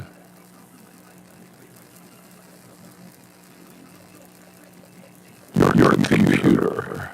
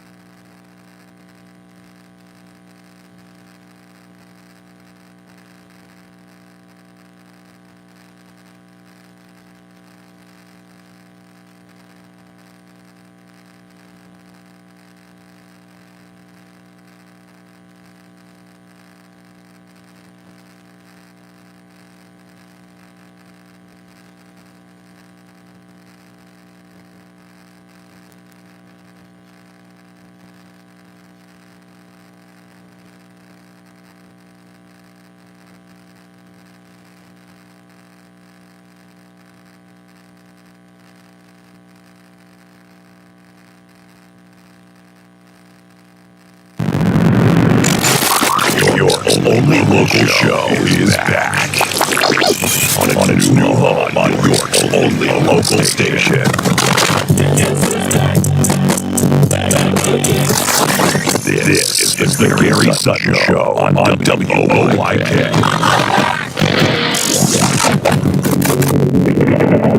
Now, broadcasting live from WOYK's downtown York studios inside Wellspan Park, here's Gary Sutton. And so proud to be the only local talk show right here in the York area. This is the Gary Sutton Show on the main street of York County and York City. And right here this morning, 669, Brian Lewis is in for Marvin today, who's on vacation, lollygagging around somewhere. I think cruise or the beach or something. I think it's beach week, if I'm not mistaken. This hour, by the way, our whole show, our presenting sponsor, Barley Snyder Law Firm, a CPG focused law firm representing businesses and organizations and individuals in all major areas of civil law. Check them out at barley.com. And this hour is being brought to you by your computer. Because it feels good to have peace of mind rolled over and all the good people of your computer over in the Shiloh area there at 2069 Carlisle Road, York, are helping you to be safe from those would-be attackers. And in some cases, they're knocking right in your door right now, your digital door, and trying to get inside. Give a call today if you need some help at 717-739-9675. That's 717-739-9675. We'll hear from Walt later on in the hour. But your computer, check them out today at yourcomputer.net and find out what they can do for you. We are joined this hour by Jamie Norfell, and she was every week during this time for the York County Safety Collaborative, and she's the head of that. And one of the talks this morning about something that sounds kind of a little deeper, but the coroner's report. And Jamie, good morning, welcome to the show. How are you? Do we have Jamie on there? We'll turn her up somewhere there. Jamie, we have you there. Not yet. We don't have a mic up. So there she is. Hello, Jamie. How are you? Good morning. I'm doing great. How are you? Well, we had you on witness protection there just for a second, but we got you off. You're back with us this morning. Great to have you in. How you doing today?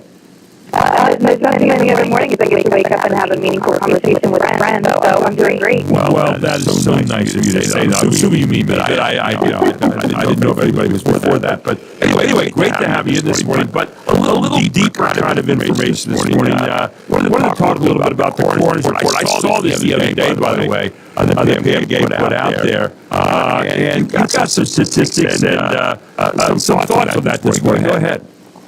I was going through it, so I think it's important that when we talk about public safety that we use data, because I think with news and media, it's very easy to lock onto the anecdotes out without thinking statistically, if we're safe or not. So going through Pam's report, and last year's coroner, she was there for about 12 years and did a fantastic job. She, in her report, shared some important details that I saw your audience would be interested in. One, I started with the homicides, that's my lane with public safety, but I want to also talk about some of the other statistics as well, but with homicides, last year in all of York County, we had 12 people who were murdered. I think that's interesting because the year before, we had 19, and the year before that, we had 30. Yeah. We got cut down by almost a third just in 2 years. We were just talking a moment ago with Tim Barker about the GBI stuff and how a lot of these homicides, they've really seen a market influence of the GBI, but also a lot of other things, the kind of things you're involved in right now with your County Safety Lab that are all contributing to this. He was talking about Hello and her involvement. But there's so many people now who are involved in this decrease. I think about, again, 12 is many. When it comes to lives being taken, but at least we're seeing a trend in the right direction, getting down those numbers from 30 years ago to down to 12 now. Yeah, exactly. Exactly. Yep. Well, and all things that DEI is doing as well as today after I go into talk with you collective, looking at first responders and how we can support first responders drug overdoses. I'm going to swing by Billings Simpson's Go. He has a place downtown where he works with people who are re-entering society, and so he himself spent some time incarcerated and out of that in a very short time, but then he started a nonprofit because when he got out, he didn't have the infrastructure and support, and so he went to help others. So we had an anti-human trafficking summit this past weekend. Great time, by the way. I encourage people to go on U.S. County Safety Lab Facebook page to look at some of the takeaways and pictures. But we had about 40 adults and another 30 kids come in, talk about human trafficking. But there was a book bag there, giveaways for the kids, and they had hygiene supplies and book supplies, and we had some extra. So we're going to buy and give them to Lane, because him also said, yes, we will take some, because they're like, that's the kind of stuff that we provide people who are turning towards violence. It's resources. It is know that you're finding yourself in this situation, but gosh, here are some things that you can do to support yourself and change your life around. This is a good time to be in New York County when it comes to crime and public safety, because there's so much momentum. There's also a lot of grant dollars that come down from the state or federal government to support this, including opioid settlement dollars. So now's a good time. When you talked about opioid, I was interested in what in the coroner's report, the top 3 causes of death were in New York County. And might want to cite that a little bit, because that really stood out as kind of an interesting one. One of those, I guess the third one was suicides. But wanted to get your thoughts on the top 3 causes of death here in New York County.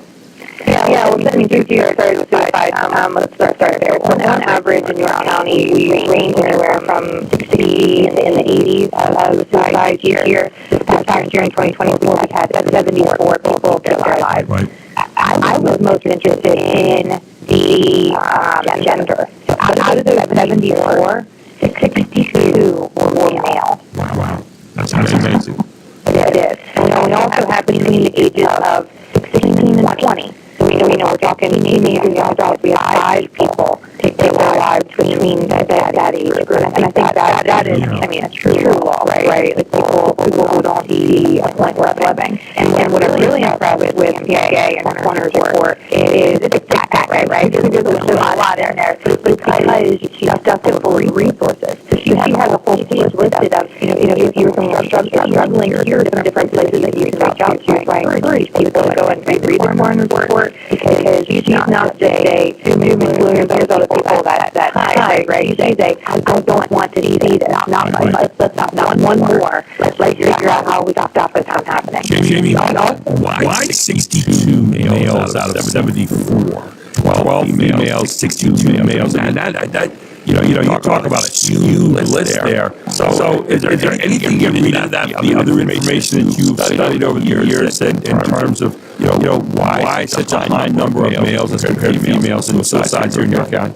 Yeah, so one of the things in her report is she talks about reasons why people died by suicide. I'm going to take a small second to say, actually, a lot of people don't think it is anymore, and that's your personal choice. I've had friends, family members died from a suicide, and if it personally hurts them, they commit it, because it makes you feel like they're criminal. And so we say, died by suicide, that's trying to be really keep language. That's just something that I've actually changed my language to be just a little bit more sensitive.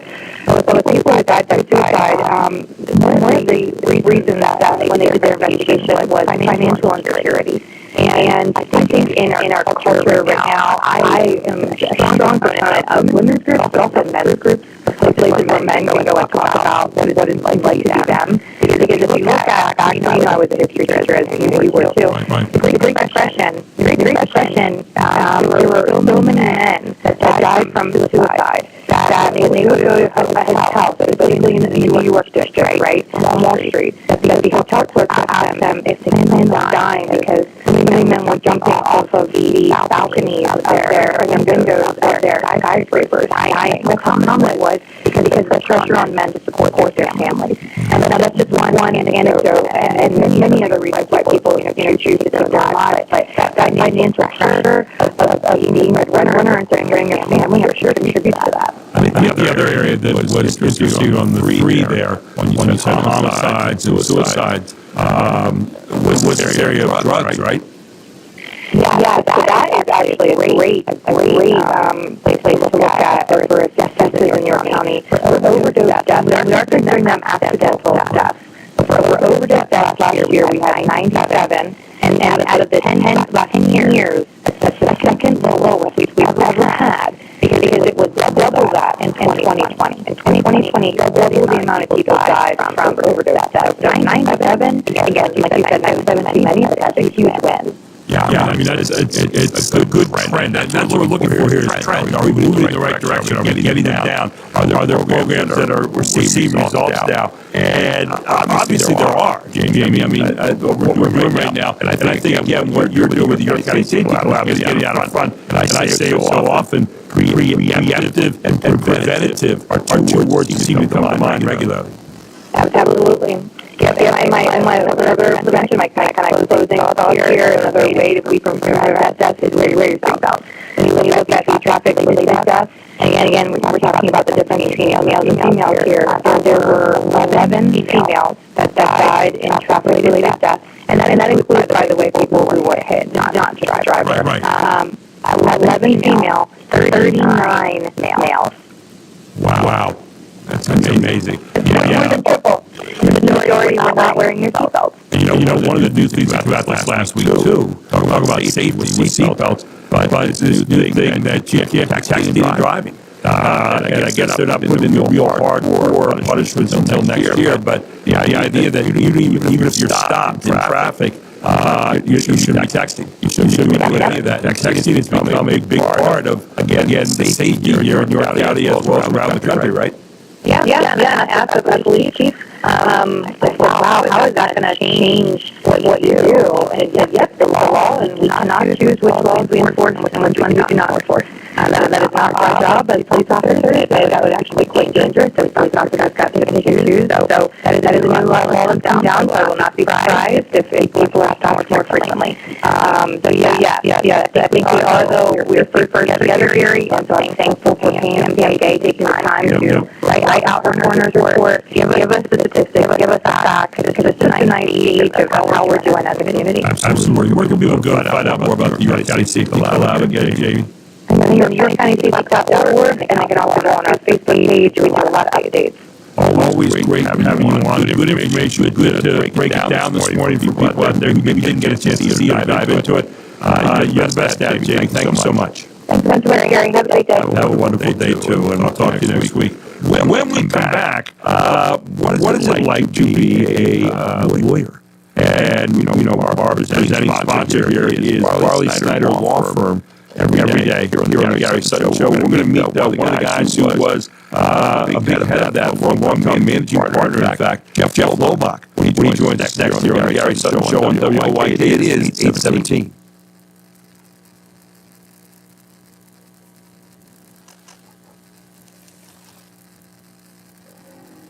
And you call Jeff.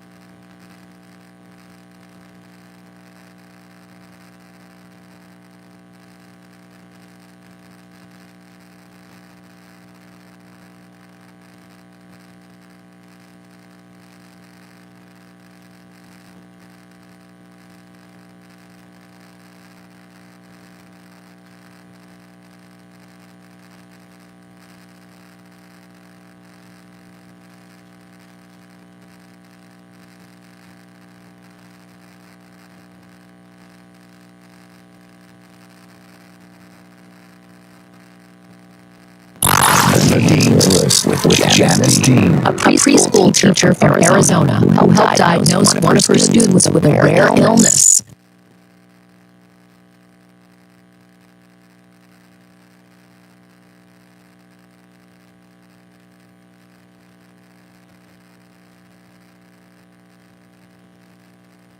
Toxic.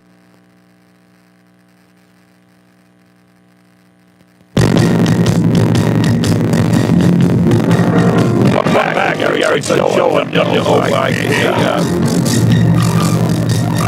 our presenting sponsor. We're very proud of this. Marley Snyder, attorneys at law, and we are joined this morning by Jeff Lobach, an attorney with the law firm Marley Snyder. Jeff, good morning to you. I understand that until last year, you had been the managing partner of your firm for a decade, but for those who are not familiar, what does that job entail? Good morning to you, Jeff. Great to have you in. Thanks for having me, Gary. The managing partner role is one for a practicing attorney who also has a number of different firm responsibilities.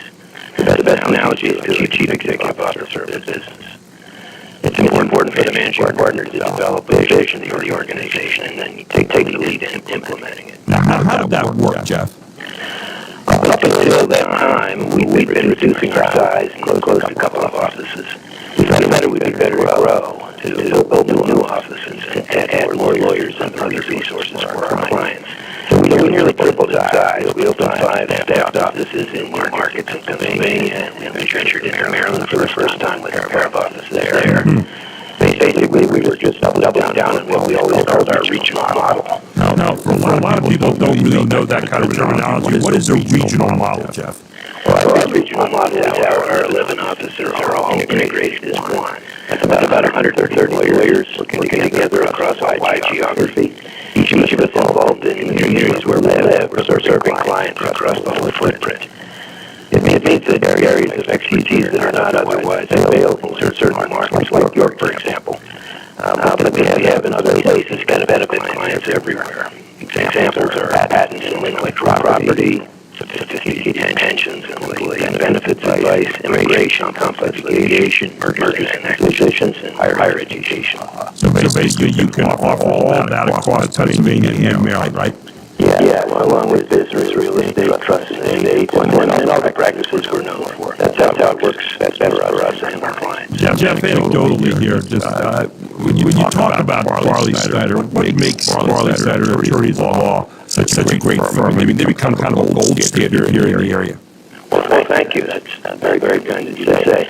I think basically it's our what we call practice excellence. We put our clients first. Clients have my own phone number, for example. They don't call me very often, but when they do, it's called. I really want to get their lawyer because I know it's something urgent. And I think that client service ethic sets us apart.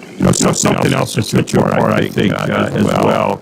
And just kind of off the record here a little bit, is your commitment to the community. You know, I see Marley Snyder people out there in the community all the time doing things other than just being lawyers. They're being people, and I think that's something that in some of the very complex things you have to deal with, people like to see in those other roles as well. And they legitimately are out there helping people in the community do other things. Your thoughts on that? Well, I'm glad you noticed, Gary. I know I've seen you at a number of other same community events. Right. We serve frequently on boards of directors of various community organizations where we have passion. We're always out at events, fundraisers. And we also get our hands dirty on individual mission trips and activities like that. I know that people from our firm were very much involved in a gold venture 30 years ago. We stood outside the York County prison every Sunday for 4 years. Things like that. But basically, our priorities outside the office are to help our neighbors, our friends, and make the community a better place. Final thoughts, Jeff. We're so proud to have Marley Snyder as presenting sponsor here on our show each and every day.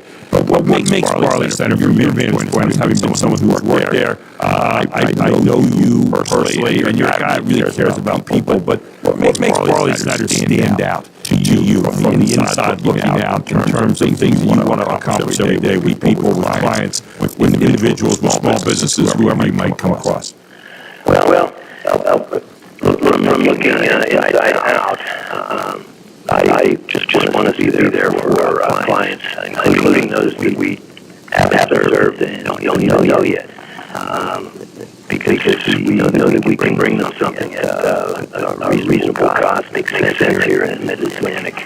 But with what you might think of as big city type expertise and services. Wow. I tell you what, and for all of us out here, thank you, because we don't know all those areas we're going to get into. You mentioned a number of the integral areas that you get involved with here at the beginning, but right here in New York, you're at 1000 East Market Street, or 100 East Market Street, excuse me, not 1000, I moved up a little too fast there, but 100 East Market Street, people call you at 846-8888.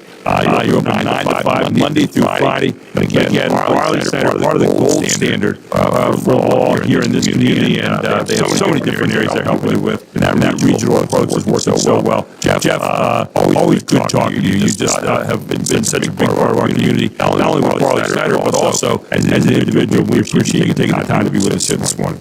Thanks for having me, Gary. It's a pleasure. Jeff Lobach, Barley Center Law Firm, our presenting sponsor every day on the Gary Sutton Show, and we're so proud to be joining them and people like Jeff Lobach, who represents just the goodness of the community here, not only as a lawyer, but also as a human being. WYK News Time, 8:26, and Ryan, what else do we have this morning? Yeah, we got a story, interesting title. I'll just roll the clip here. Fox's new reality competition called The Snake, hosted by comedian Jim Jeffries, pits contestants of different professions against each other to win a $100,000 grand prize. They'll have to overcome a series of challenges, whether they're a lawyer, an NFL cheerleader, a bounty hunter, or another profession. The winner of each challenge becomes the most powerful player, labeled the Snake, who leads a so-called saving ceremony, which is a chain reaction elimination. I just feel a lot of guilt. I wish I didn't have to make this decision. I think I deserve an Oscar for that performance. Here we go. The Snake premieres tonight at 9 p.m. Eastern on Fox. Monica DeLuca, Fox News. The Snake, 9 p.m. I may have to watch that. It's got me intrigued a little bit. I might have to sit down and spend a few moments with that. You want to remind you that this hour being brought to you by Your Computer. You can find it at yourcomputer.net, or give them a call at 717-739-9675, formerly Your Computer Repair. They're your digital bodyguard now. Have you noticed so many people are knocking at your door, Brian, all the time, trying to get in with all these fake things? Well, one of the ways to combat that is with Your Computer, and they've got some great programs right now to help you and take care of you and have your back, if you would. And again, at 717-739-9675. You can also find them at help@yourcomputerrepair.com. They're located at 2069 Carlisle Road, right here in New York, open 9 to 5 weekdays, and they are ready to help you because it feels good to have peace of mind, doesn't it? All the good people at Your Computer Repair stand ready to help you as your digital bodyguard, and we'll be hearing from Walt later on in the show in the last segment this morning. When we come back, we're going to be talking with Eugene Pasquale, but I think one story this morning here before we go to break. Happy National Iced Tea Day. Do you think it's the best summer beverage? I mean, it's hard to argue it's not at least high up on the list, right? I mean, the iced tea brand Milo's polled 1,000 Americans and have said drinking iced tea reminds them of summer or spending time outdoor. I am a guy who drinks iced tea all the time. And I love it. I really do. But 53% think iced tea is the ideal drink for sipping on the porch deck or anywhere outside. One friend chugged 8 PBRs at your Memorial Day cookout might disagree, right? But anyway, a separate poll recently found 8% of American adults have never tried iced tea, which is 92% who have. So a high percentage like iced tea and see that as the drink of the summer. So social media has lots of thoughts on what the best summer drink is. Other contenders include lemonade, soda, beer, Arnold Palmer's, which is half iced tea and half lemonade, Mojito, slushy, soda water, Gatorade, watermelon juice, not me, cold brew, coconut water, or regular water if you want to be boring about it. But iced tea is still high up there for summer drinks. Well, Way back in Deep Past Valley, Wade did politics with Gary Sutton, right here on the Gary Sutton Show on WOYK. It is 8:30.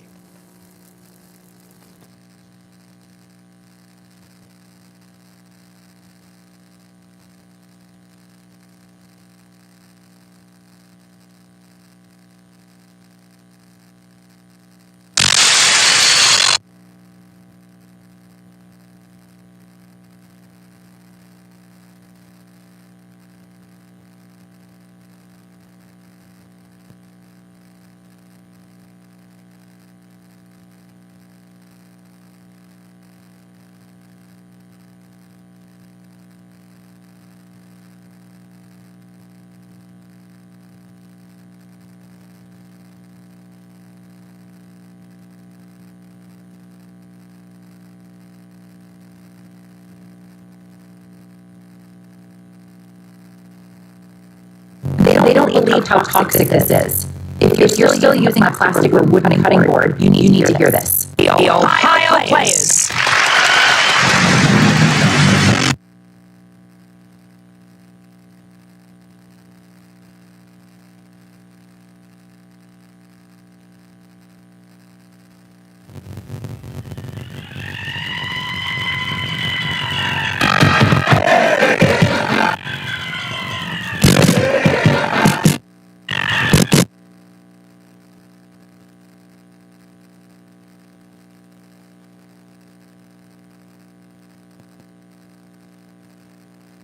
The Ohio Players.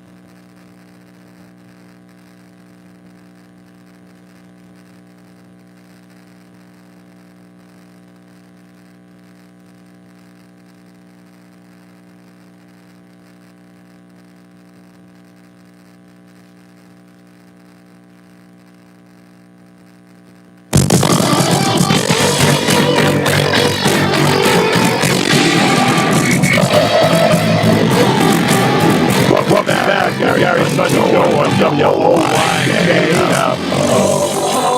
This hour being presented by your computer because it feels so good to have peace of mind. 717-799-9775. We're located out at 2069 Carlisle Road in the Shiloh area of York, and they're ready to help you with all of your computer needs, whether it's getting repaired or keeping you safe. And that's what they do. YourComputer.net is where you can go, and you can see all the various ways in which they keep you safe. And Waldo is going to tell you more about that later on in this hour. But a lot of you know that I'm very big on psychological health and making sure that if you have depression or you have things related to that you have a place you can go. And there are a lot of great places to go. There's no question about it. And many people have gotten help, like psychologists, psychiatrists, and all of that, and it's worked for them. And then there are some people who have not. There are some people that still kind of have need. And I want to also make you aware there's some other place you can go in York right now, which is helping to try to address that need. And I'm talking about the York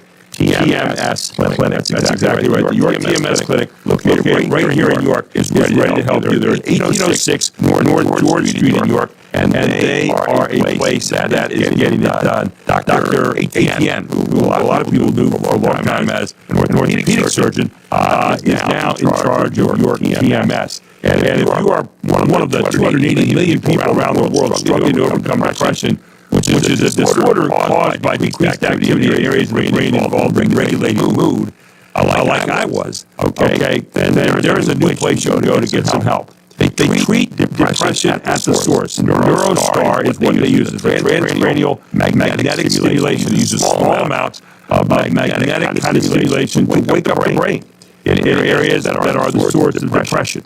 It's a non-invasive, non-drug treatment that uses focused magnetic pulses to wake up those areas and help your brain work the way it should. It's like physical therapy for your brain. In the case of your TMS clinic, they generally use 36 different treatment sessions to completion. And you can do normal activities as soon as you're done with that day. It's a session where you could, sit back there in a chair in a very comfortable kind of atmosphere. It lasts about 19 minutes, and it's a very non-invasive in-office experience. You're awake, you're fully alert during the treatment. It puts a little thing on your head there and goes to the heart of where that depression could be happening. And they're finding 83% of patients saw improvements in depression symptoms from these treatments. Now, you can give them a call today at 717-699-7361 and set up an appointment just to learn about it. No pressure to do it right away or anything like that. But you're going to find out that it is something that could very much work for you. And don't you deserve that? Having a knowledge of all various ways that you need help. If any of you are going through depression, you know what I'm talking about. I've been there. I've done that. And your TMS clinic is a possibility for you right now. They're at 1806 North George Street right here in York. Give them a call today. Please do it. At 717-699-7361. Tell them Gary Sutton has sent you. You can also go to yorktmsclinic.com. They take most major insurances, and they also, you don't have to be recommended there by another physician. You can go there on your own. yorktmsclinic.com, or give them a call at 717-699-7361. Tell them Gary Sutton proudly sent you today to your TMS Clinic, located at 1806 North George Street, right here in York. You can even stop by. They'll be glad to sit down with you and talk to you about what the NeuroStar treatment is all about. It's your TMS Clinic. Again, tell Gary Sutton sent you today. WYK News Time is 8:38 a.m. And we welcome this morning Eugene Pasquale, former auditor general in the state of Pennsylvania, now a professor at school, and he's doing some other things out there as well. He's run for a couple different offices. He's been a representative in the 95th legislative district here over the years, and joins us here this morning on WYK. Good morning, my friend. How are you? Hey, doing great, Gary. Good morning. How you doing? I'm not sure. I get crazy out there politically. Not to say it wasn't before, but it's kind of nuts right now, and we're seeing a lot of stuff going on. I'll start out with the inane and the ridiculous. This battle between Trump and Musk has been kind of.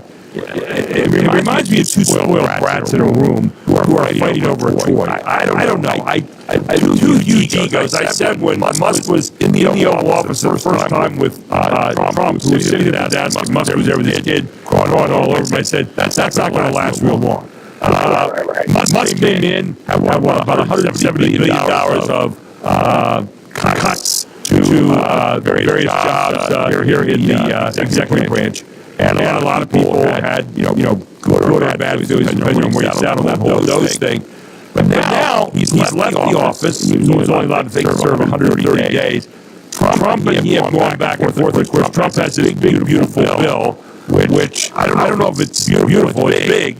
But whether or not it's beautiful or not is in the eye of the beholder, where you got $2 trillion, rather, excuse me, not $2 million, I wish it was just that, $2 trillion that are being added to the deficit. And along comes Musk and says, wait a second, doesn't that go at odds with what we just got done doing here in Doge? And now they're arguing over back and forth. Your take on that whole thing. I mean, it's sort of like where we are, right? Politically, otherwise, where it's anything soap opera with folks. Yeah. I mean, look, I have no problem with two people having a philosophical disagreement and maybe ending a political relationship and going on about their lives, right? Some president and Mark Gillett, but the way they went after each other immediately on social media is embarrassing. And I'm not sitting around telling you right or wrong. I work but that's not how adults should supposed to handle their differences. I'm of the same mind, by the way, so you're preaching the choir in this one. Go ahead. But maybe it started a little bit policy, and then immediately went to anything filed and you're a drug addict. I know.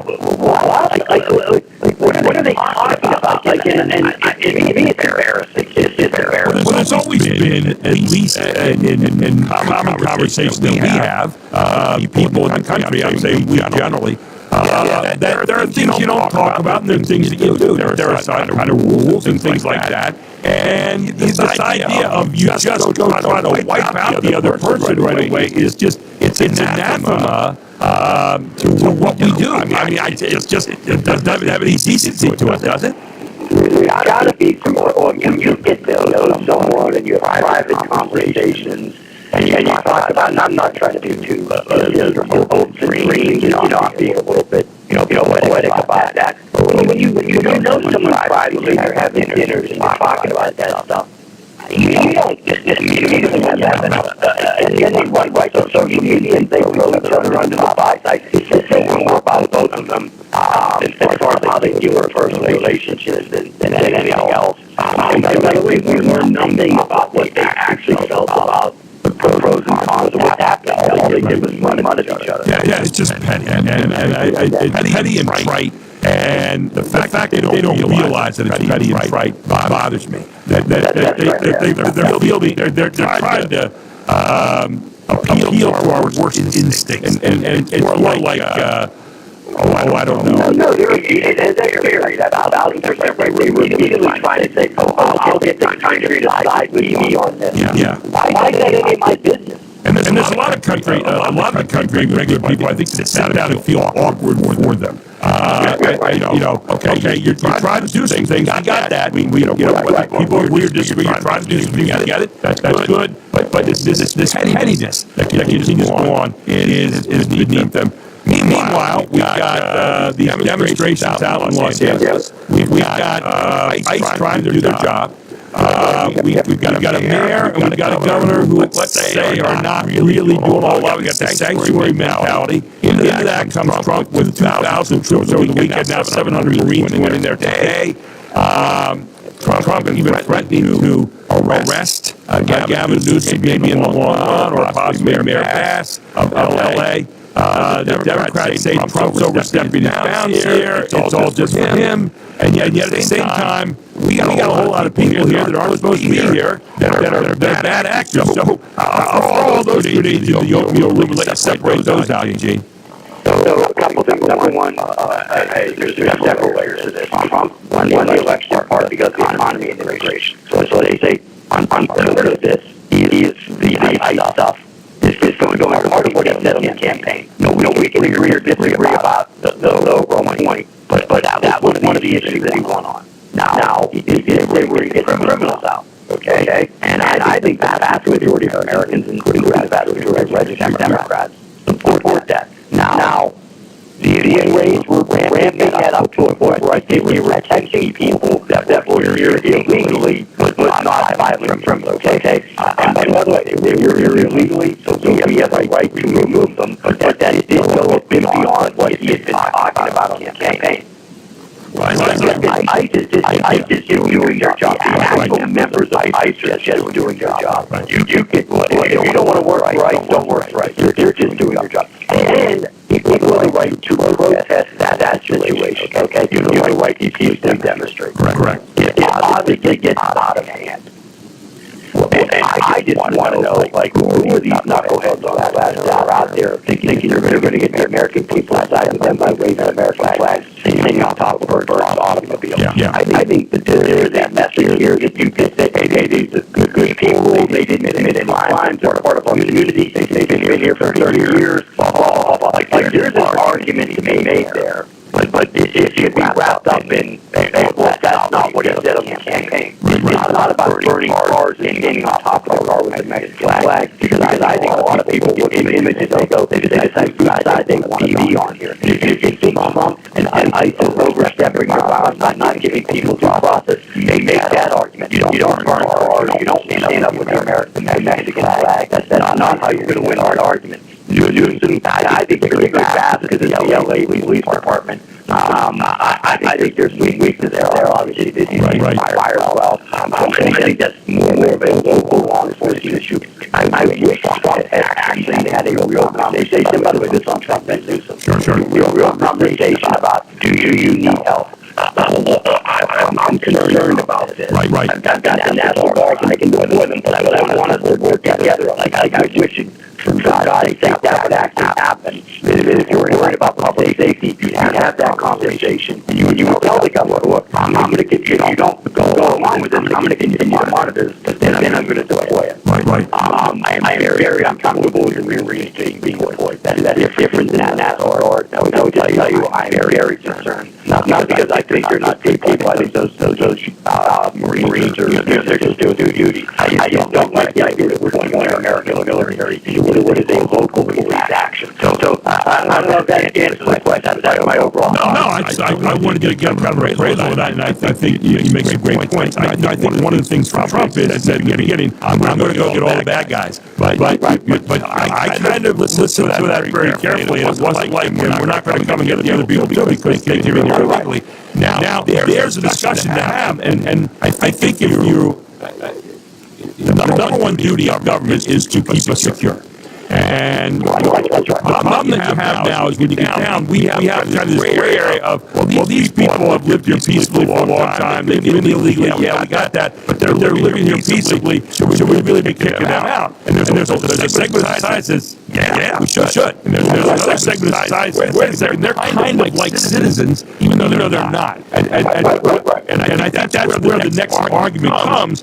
And the Democrats, I think they have to be very careful in this because Democrats need to be seen as wanting to uphold the law, and it seems to a lot of people, like many, don't want to stay in that area. They're kind of like there's this quasi. It's kind of legal. It's kind of not. Yeah, we know, but and they try to change the words around and all that, like undocumented immigrants as opposed to illegal aliens. And so you know, I love and the people in the sanctuary cities. I've listened to some of their language, and they'll say, well, you know, we're upholding the law, but we're not going to help at all to keep illegal people out of our cities or out of our state or whatever. And then you get into all kinds of cost issues. So Democrats are kind of walking on the edge of the razor blade here also. Final thoughts on that? Oh, I think politically, I've got several policy concerns with everyone. You have. So I put that on the table. Politically, Trump wanted this. Let's be clear, he was considered sentiment a bit.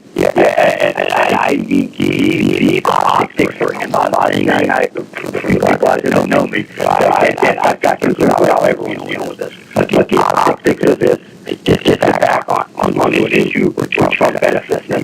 One of the areas that he's still popular politically. I'm not saying he wanted to riot.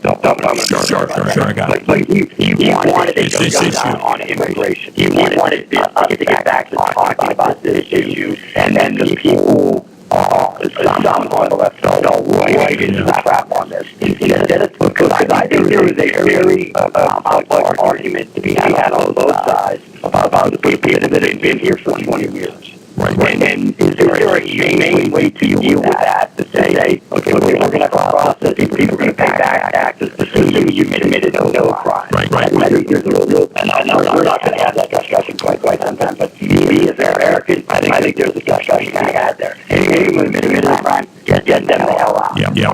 But we are well beyond having that type of rational discussion right now, in my opinion. And of course, added to that right now, the return of Greg Garcia from El Salvador. It's going to be a raid on the 13th. And again, the charge coming at him now that this guy's had 100 different missions with illegal aliens in the country. So Trump, those two issues right now are areas where he's fairly strong. We'll continue to talk about it, my friend. I'll go away by next Tuesday, so we'll get back at it again, all right?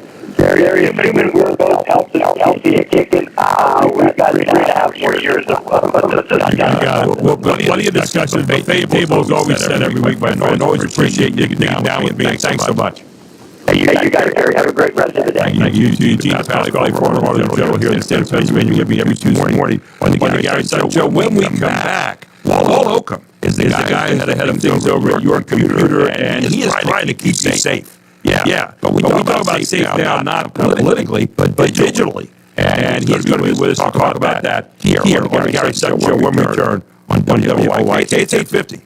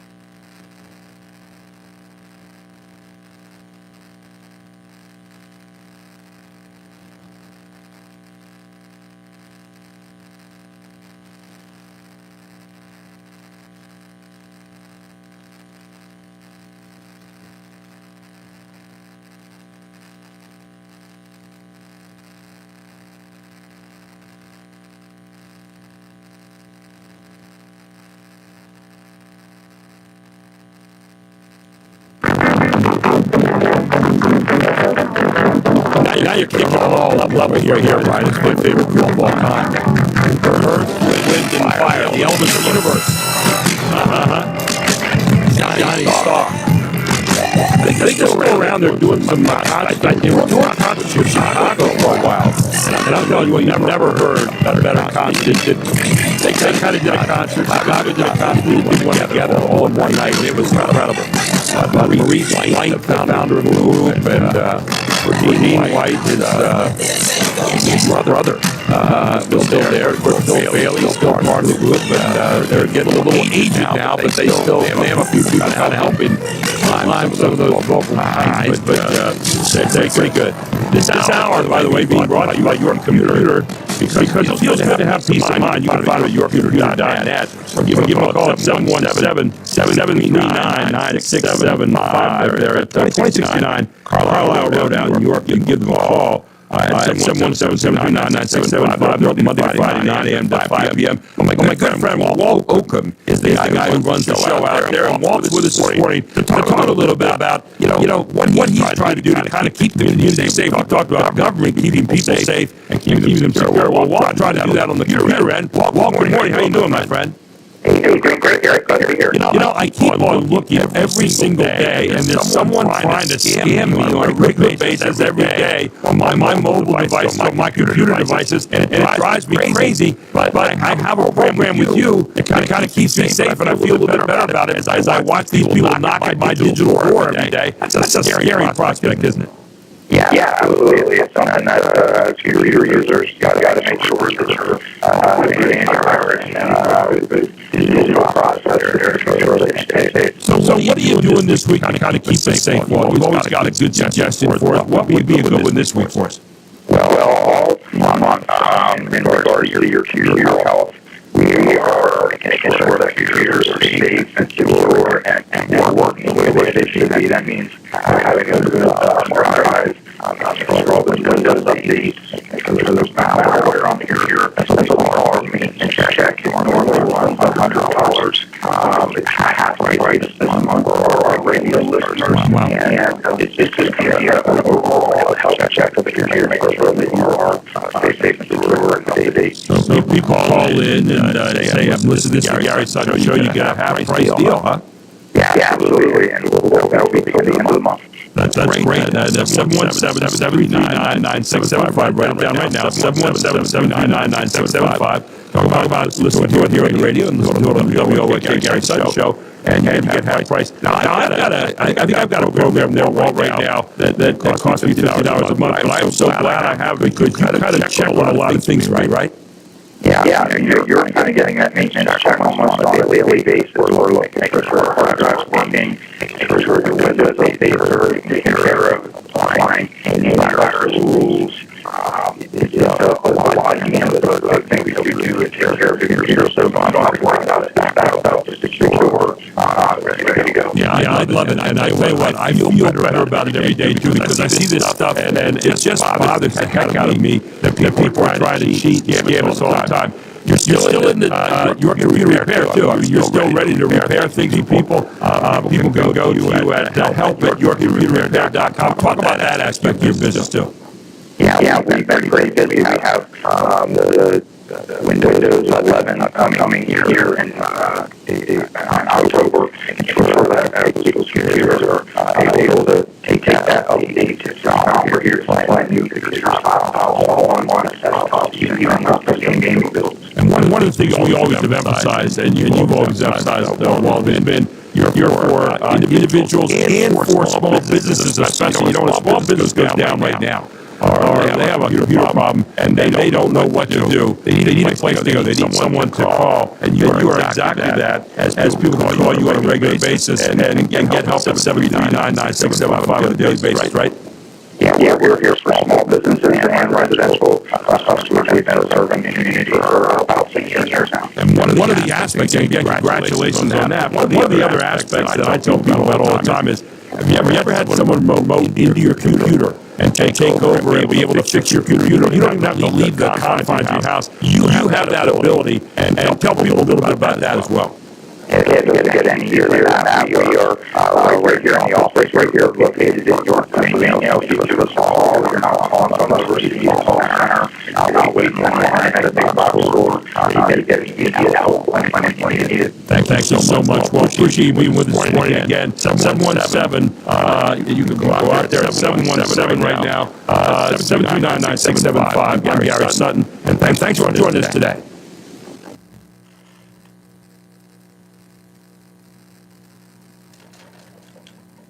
Yeah. Turn my mic down.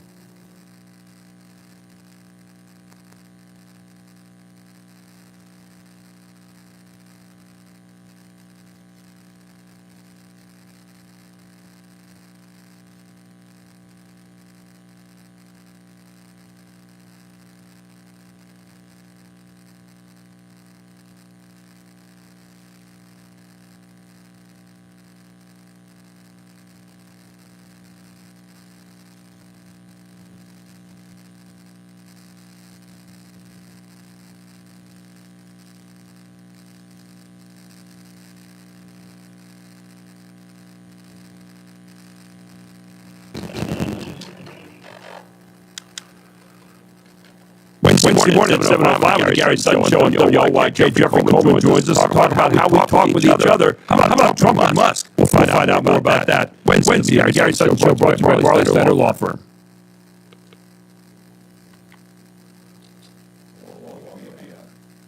A little long. Knock out Wednesday, the last one I said.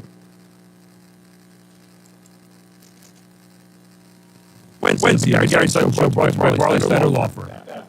You can knock out Wednesday.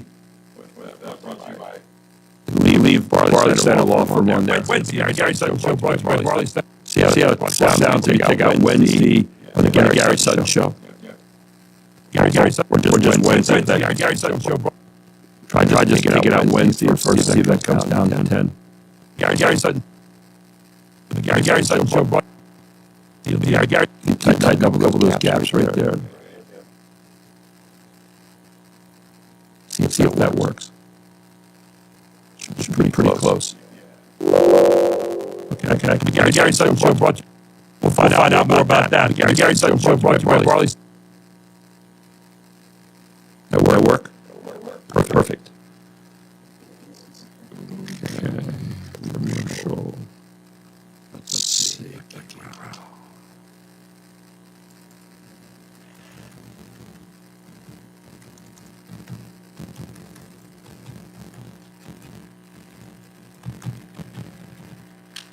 Wednesday morning at 7:05, Gary Sutton Show on WYK. Jeffrey Coleman joins us to talk about how we talk with each other.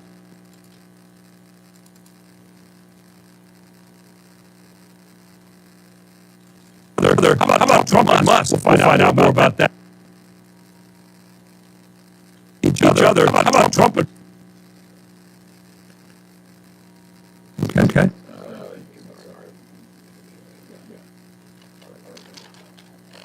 Michael here as the president of Pennsylvania Family Institute at 6:35 Wednesday morning here on the Gary Sutton Show. Dives into some issues affecting the family here in Pennsylvania. All here on WYK, sponsored by Barley Center Law Firm.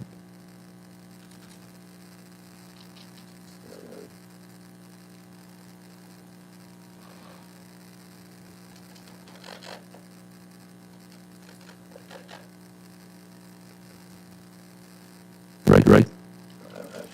Coming up Wednesday at 8:05, Gary Sutton Show. Ryan Fox, financial advisor with Houston Fox Financial Advisory Services, breaks down the market for you right here on WYK. Wednesday morning, brought to you by Barley Center Law Firm. Check out barley.com. I know I went over on that one. Just check out barley.com. That'll get you back.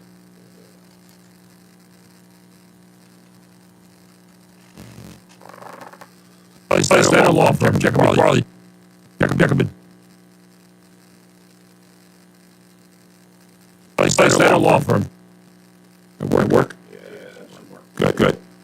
Thank you very much. It was great having you in here for a couple of days. Chase is back tomorrow. Is that correct? Okay. No.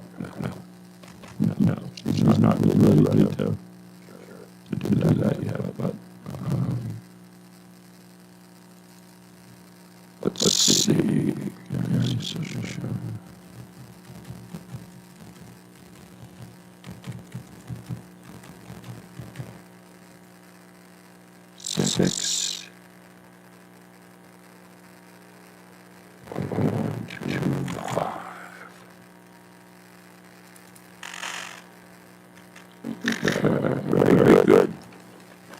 appreciate everything. So you got some under your belt now, so we're have to move up and continue to hit stuff. Will be.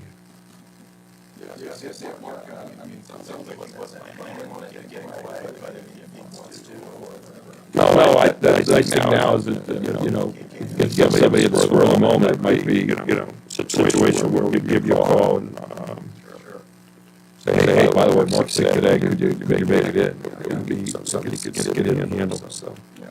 No, I really appreciate it, Ryan, thank you so very much. And I still want to talk to you a little more about the social media, because I'm not having time right now to do it the way I want to. I just need someone to do it, and they will work something out.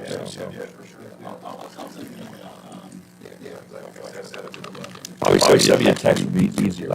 I see them more readily. Emails I check, but that's more than the end of the day kind of thing. Email I check throughout the day. All right. Well, let's see here. Playing some golf today, actually, and I'm trying to work in some. It sounds terrible. I'm trying to work in some me time along the way, only because my wife is concerned I'm not doing enough. So I'm playing golf with some friends and out of my club, and I enjoy it. But it is one way to get away from. Because I don't take my phone out there with me or anything. So. It helps. So, yeah, but it's.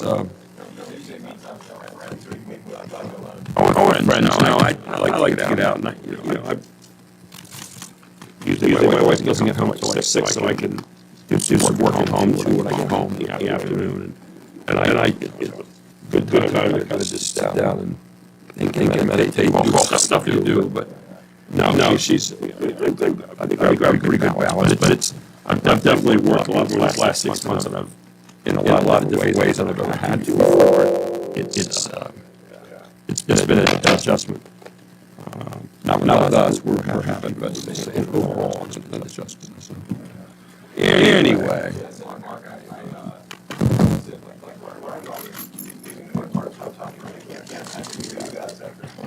Oh yeah. Do it a certain way. No question. No question. It's humbling. I mean, it really is. You know what? That's okay. It's what it is. Just so you say, okay, I want to do this, and so it's been fun. As I said many times, making something out of nothing. But a lot of things involved. So thanks, buddy. Next time you can see great stuff. Go good. Thanks.